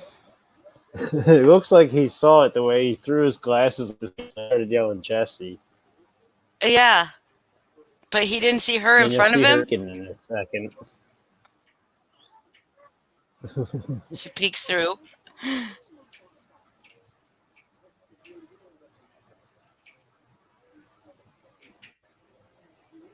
Why didn't she get off channel?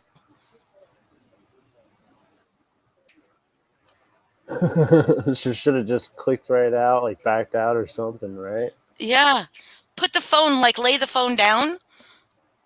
If she wants to keep going.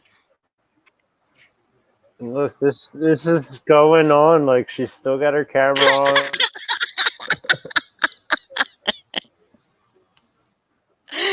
Oh my god. And That they're is too like much. it looks like Urban's onto it, but he doesn't call it out. It really I know, does like why doesn't he seem that just way.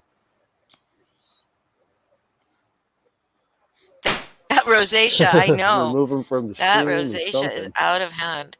That's multitasking. That is too good.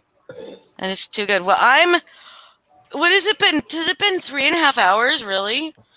Holy shit. Almost. I gotta walk the dog. And that is not a euphemism for anything. I really have to walk the dog.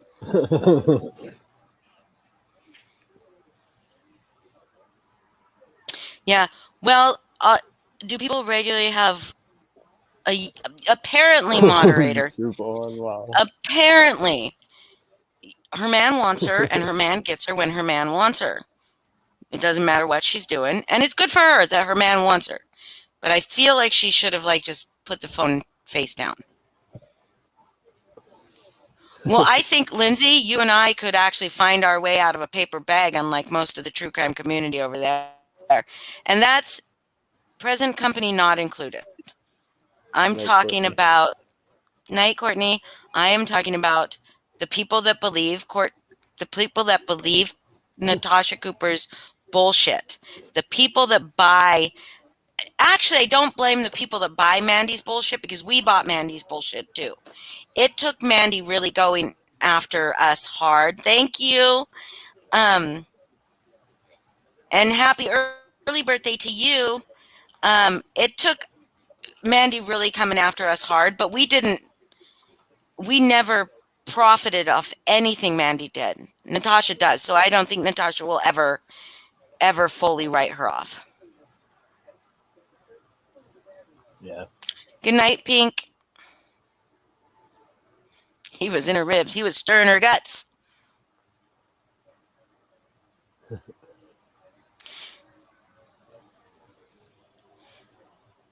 Thank you, Keep them straight. Jabberjaws. I mean, we will probably go live again about this because now that we've opened the Pandora's box, it's like when you're drinking and you go pee, then you just can't stop going pee. That's kind of how it is with us in lives. And I know Lindsay wants to come back on and talk Yeah, more. Lindsay will come back on on another live, but Lindsay's gonna have screenshots and proof. I have proof. I'm just not going to show it. Only not because I do not want to, but because Mandi does not show any proof. Mandi doesn't. But Mandi C Exposed channel has a lot of proof of what we're talking about. And we have a lot of stuff that went to the FBI that I don't think we're willing to show. So just because, but Well, I've, for a but while, I had like, I don't know, almost every live stream she did about us uploaded for people to see since they were calling bullshit. But then I removed it so that, doesn't just seem like we're crazy people. But people wanted to see it, so put it out there for them. He was probably just looking for the remote. Well, hopefully he found the G spot, Lindsay. So what was I going to say? So if people want to see the stuff that we have, like people can ask, people can talk to us, any of us. We're completely, you won't find me on Facebook because Holly Lewis is very protected on Facebook. Yeah, very, very protected. From Holly Lewis. Yeah. Yeah. I'm the cult leader. Holly Lewis is the cult leader. You can find Lindsay. You can find Josh Colvin on Facebook. Link is attached to my YouTube. And we will. And if there's one thing, I think if there's one thing, like, and I know you guys probably got like a great first impression of me and Angela, but Angela's a big fat liar, pants on fire. But anyway, if there's one thing most of the people in this community will tell you in the year and a half that they've known me is I don't lie. I just don't lie. I told Mandi one time, and she'll probably mention this, so if she does mention this, I told Mandi one time I don't like to be wrong, so I try my very best not to be, and she took that as a "you can never be wrong" comment. So like if I'm wrong, I'll admit I'm wrong, but I don't like to be wrong, so I try very hard never to be wrong. Because I don't want to be wrong, because it sucks to admit you're wrong about something, but I will do it. But I would rather just not be wrong in the first place, right? So I try not to lie. I try to always tell the truth. The only time in this community I have lied is about Foz, and when Foz was, his identity was secret like Batman, and I was the only one that knew, and I wouldn't tell people. People were like asking. Yes, people can ask questions and comments. People can, I mean, anybody that wants to, and anybody that wants to talk to us, if you want us to have another panel where people come and just ask questions. I mean, I even said like I would allow Mandi and or Natasha up on this live. I don't care. Bat Foz. I could picture her saying this. Yes. It's great. I can too. I'm gonna need a voice recording of that later on, moderator. That's right. And I kept and so I try very hard not to be wrong, and I don't like to lie. Whoa, that freaked me out. YouTube moderator. Who's that? YouTube was in here gonna spank us for something. I don't like to doubt domestic violence, but that situation with Mandi I find false. She mentioned having a black eye. Someone saw her 5 days before saying she had a black eye. Why lie at first? Because okay, YouTube, my theory is that she got the July 9th channel was exposed as being hers. I think she has been in cahoots with Natasha this entire time. I think it's all very orchestrated. I think that she wants very, very badly to be relevant and to build her YouTube channel, even if it's on drama. So I just recently saw a larger creator who used did a top 10 list of YouTubers she can't stand, and Mandi was one of them. Just because her avatar on her page, she didn't like her avatar on her page, so that was and Mandi's avatar was up on her screen, and so Mandi wants that kind of attention. She doesn't care if it's negative or positive. She doesn't, and and so why did Natasha come to her rescue? Why did that happen so quickly? Why did Natasha say, I'm not forgiving her, but I won't stand there and watch somebody get abused. But believe me, I still want nothing to do with her. And now Natasha's a moderator. And now Natasha's almost always up on her lives. Why? Why? Mandi got Mandi called her. monetized right then too. Right after that. Yeah, Mandi got monetized right then. Mandi has disparaged her children. She disparages her weight, and she threatened to kill her. But nauseous Natasha, Natasha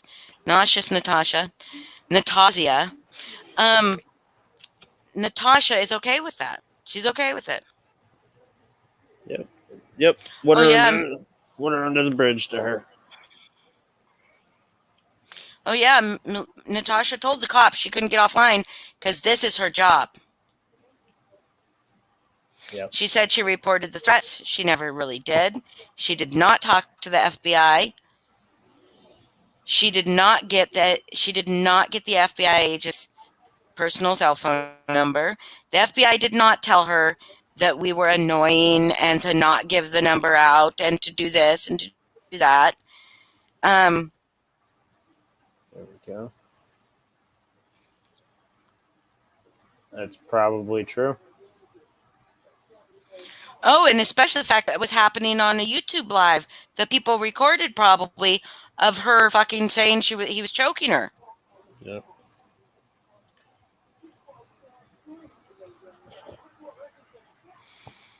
Yep.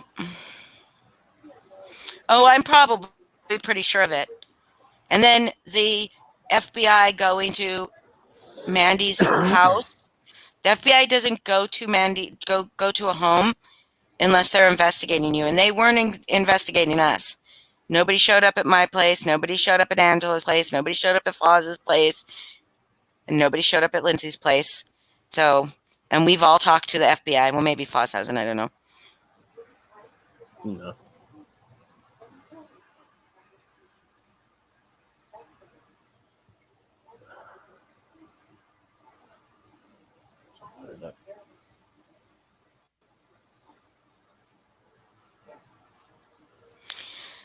I don't think that's forgivable. I'm sorry. Nobody can call my daughter a whore and get away with it. Or if they get away with it, they're not going to get forgiven for it. That's just ridiculous. But I mean, this is coming from somebody who clearly has very fucked up ways of thinking about her children.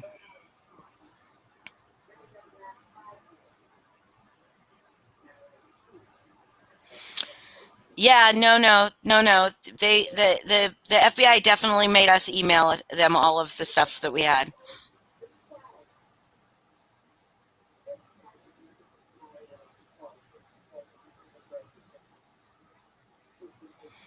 Well, not for a long time, but I don't think it's fishy as fuck. It's fishy as fuck. But this is the thing, is that the reason I say it feels like they've been working together is that this isn't the first person Mandi's done this to and seemingly made amends with. There was another person in our group that Mandi threatened to murder her children and have them R A P E Ard and murdered and told and made fun of their race, their ethnicity. Made fun of their ethnicity and told them that she was going to have them ard and murdered, and that person talk to Mandi like nothing ever happened through YouTube, uh, kind of recently. Oh yeah, the FBI is not going to hang out at your house. The FBI comes to your house. If the FBI comes to your house, it's not good. That's not good. FBI doesn't go to people like me who might be referring to a crime unless they need to come to me for a reason, like I can't get out of my house, I can't report something, I can't go in, but they go to people like Mandi's house unexpectedly. Like that. That's not good if the FBI shows up unexpectedly.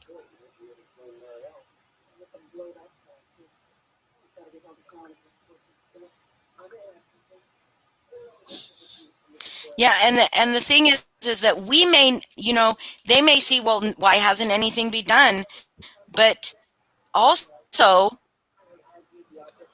beforehand, when the FBI was involved with her, she was literally saying the shit that she wanted to do directly to an FBI agent.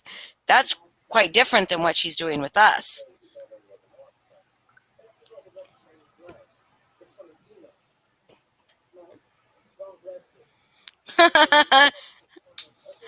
Long stairs, slow blink. Oh my God. Or when she just sits, when she sits and just stares for, well, like you're saying, long stairs, slow blink.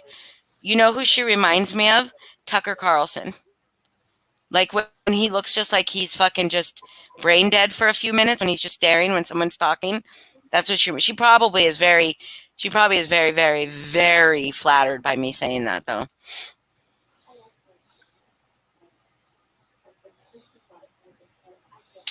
Yeah, Ruth Ann, she's very, very, very lucky. Yeah. I mean, Mandi threatened some things on Lindsay and on other people's and threatened my grandson. And I mean, if I didn't think that Mandi was actually, I do believe Mandi is actually physically dangerous. I do believe that Mandi could really murder somebody. I really do believe that. I don't think she would have an ounce of, and she does not have empathy at all.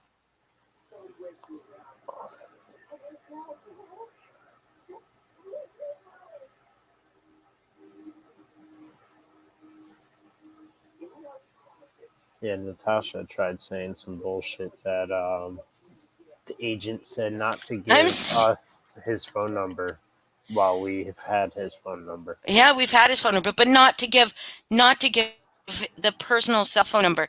No FBI agent is going to give a YouTube fucking scamming woman who doesn't take any fucking thing serious his personal cell phone number. Natasha, nobody likes you that much. No, and she's not even that big of a YouTuber, She's not Mr. Beast. She's not Jacqueline Glenn. She doesn't have a huge following like them. I hate Tucker, Samsara, so I will compare her to Tucker. Tucker's a fucking moron. Did y'all see how Tucker said that the Tucker, rich people, Tucker Carlson? You don't know who Tucker Carlson is? No. He said something so fucking, I cannot believe people, that his followers are like Natasha's followers. He said something that was so outrageously, no, he's a Fox News correspondent. Oh. He has his own show. He's a fucking idiot. And sometimes he just stares at the screen when people are talking, and it reminds me of Natasha. I hate Tucker Carlson. But he said something that was really socialist, that was really, really a socialist comment. And I'm surprised. He said something about how he thought that the rich should kick in and start paying for the recovery of the economy or something like that, which is not that is not a conservative viewpoint. Not a conservative. Oh, I'm so sorry. Okay, I won't say his name anymore. Well, you can disagree with me, Samsara, but I'm right. So, like I said, I don't like being wrong. because his voice makes my ears bleed. I just that stare. It's like he's a brand new puppy, and he's like you're telling the puppy what to do, and that stare that he does, just like he looks dumbfounded half the time. It's great. It's terrible. It's the only reason I can stomach like watching. I don't watch him, but the only times I could stomach like looking at him is to laugh at him making that face. It's funny. But um somebody said the long stare and the I guess I have missed a lot of that because when I watch Natasha, I never watch her live. I'm always behind, and so I just watch her at like 2 times speed. So it like goes faster. I have to put hers on like 1.5 2 times. She just sounds like a chicken. So Yeah. it's like, However, terms of service does it, she actually sounds bearable. You know what I mean? the one I think No, there he's was not one a uploaded socialist, but what he earlier. said was socialist. Yeah, I think there was one that was uploaded earlier. It made her sound really young. Or yesterday, or the last one that was uploaded. Yeah, it made her The way they sound young changed the and like voice. not pleasant by any means, but definitely not like normal, you know. And Yeah. Samsara, he's not a socialist; he's a populist, and I do know that. But what he said on his show the other night about the rich,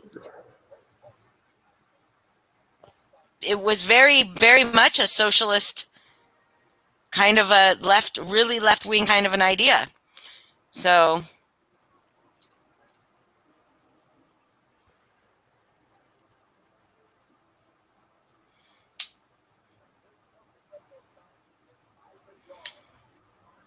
yeah. Anyway, so it's almost. I got to get up at 4:30 in the morning, as you know. But Lindsay's going to come back on live soon and tell her perspective of the story, and we will all be here to support you, Lindsay. Might be a few others on with her. Agreed. Not He is a sure. fascist. There might be a few others on with her. Yeah. Ew. Ew. Yeah, well, Angela might be on there, so she'll make it all about her. Don't worry. I wasn't even just referring to Angela, but Well, she's probably can included. If she can if she wants to. No. So anyway, we are gonna go, and there's one person that who knew her, a few years prior to us, and it would be interesting if they would come on and say a few words. I think if they're willing. I don't want to say names at the moment, but the one who I shared screenshots I shouldn't have shared from. Oh, but yeah, I mean, but if they're gonna come on with the things that they talked about, they should have. We've never seen any proof of that. The stuff we talk about, we have proof of. Well, we have proof of a very similar situation in another chat that was made the same exact way they describe it. Yeah, but I'm talking about some of the other stuff that was said in those screenshots. But anyway, I know what you're referring to. Yes. I do know what you mean. Yeah, but anyway, so yeah, you guys watch it. Watch when Lindsay comes and talks about Angela, Mandi, and Natasha. And to all you people that support Natasha, we are praying for you. Yeah. Follow the light. I mean, Follow the light. Lindsay's not praying for you because she's an atheist. Pray for the recliner. The recliner needs help. I think there was yes, a and if GoFundMe out there anybody for the recliner, so if make sure you anybody put has the donations into that. seen that the recliner has a GoFundMe, and honestly, we were going to try to get the recliner live tonight, but Natasha went live, so the recliner. So the recliner couldn't talk. Couldn't make it on. Good night, Sorry. YouTube moderator. Good night, YouTube moderator. Good night, everybody. See you on the flip side. All right. The misery and goat milk. Oh, I just have a feeling that Natasha does not drink goat milk. I don't think she's trying to be healthy. All right, that's bad. Okay. All right. Good night, everybody. Love you guys. Bye. And broadcast.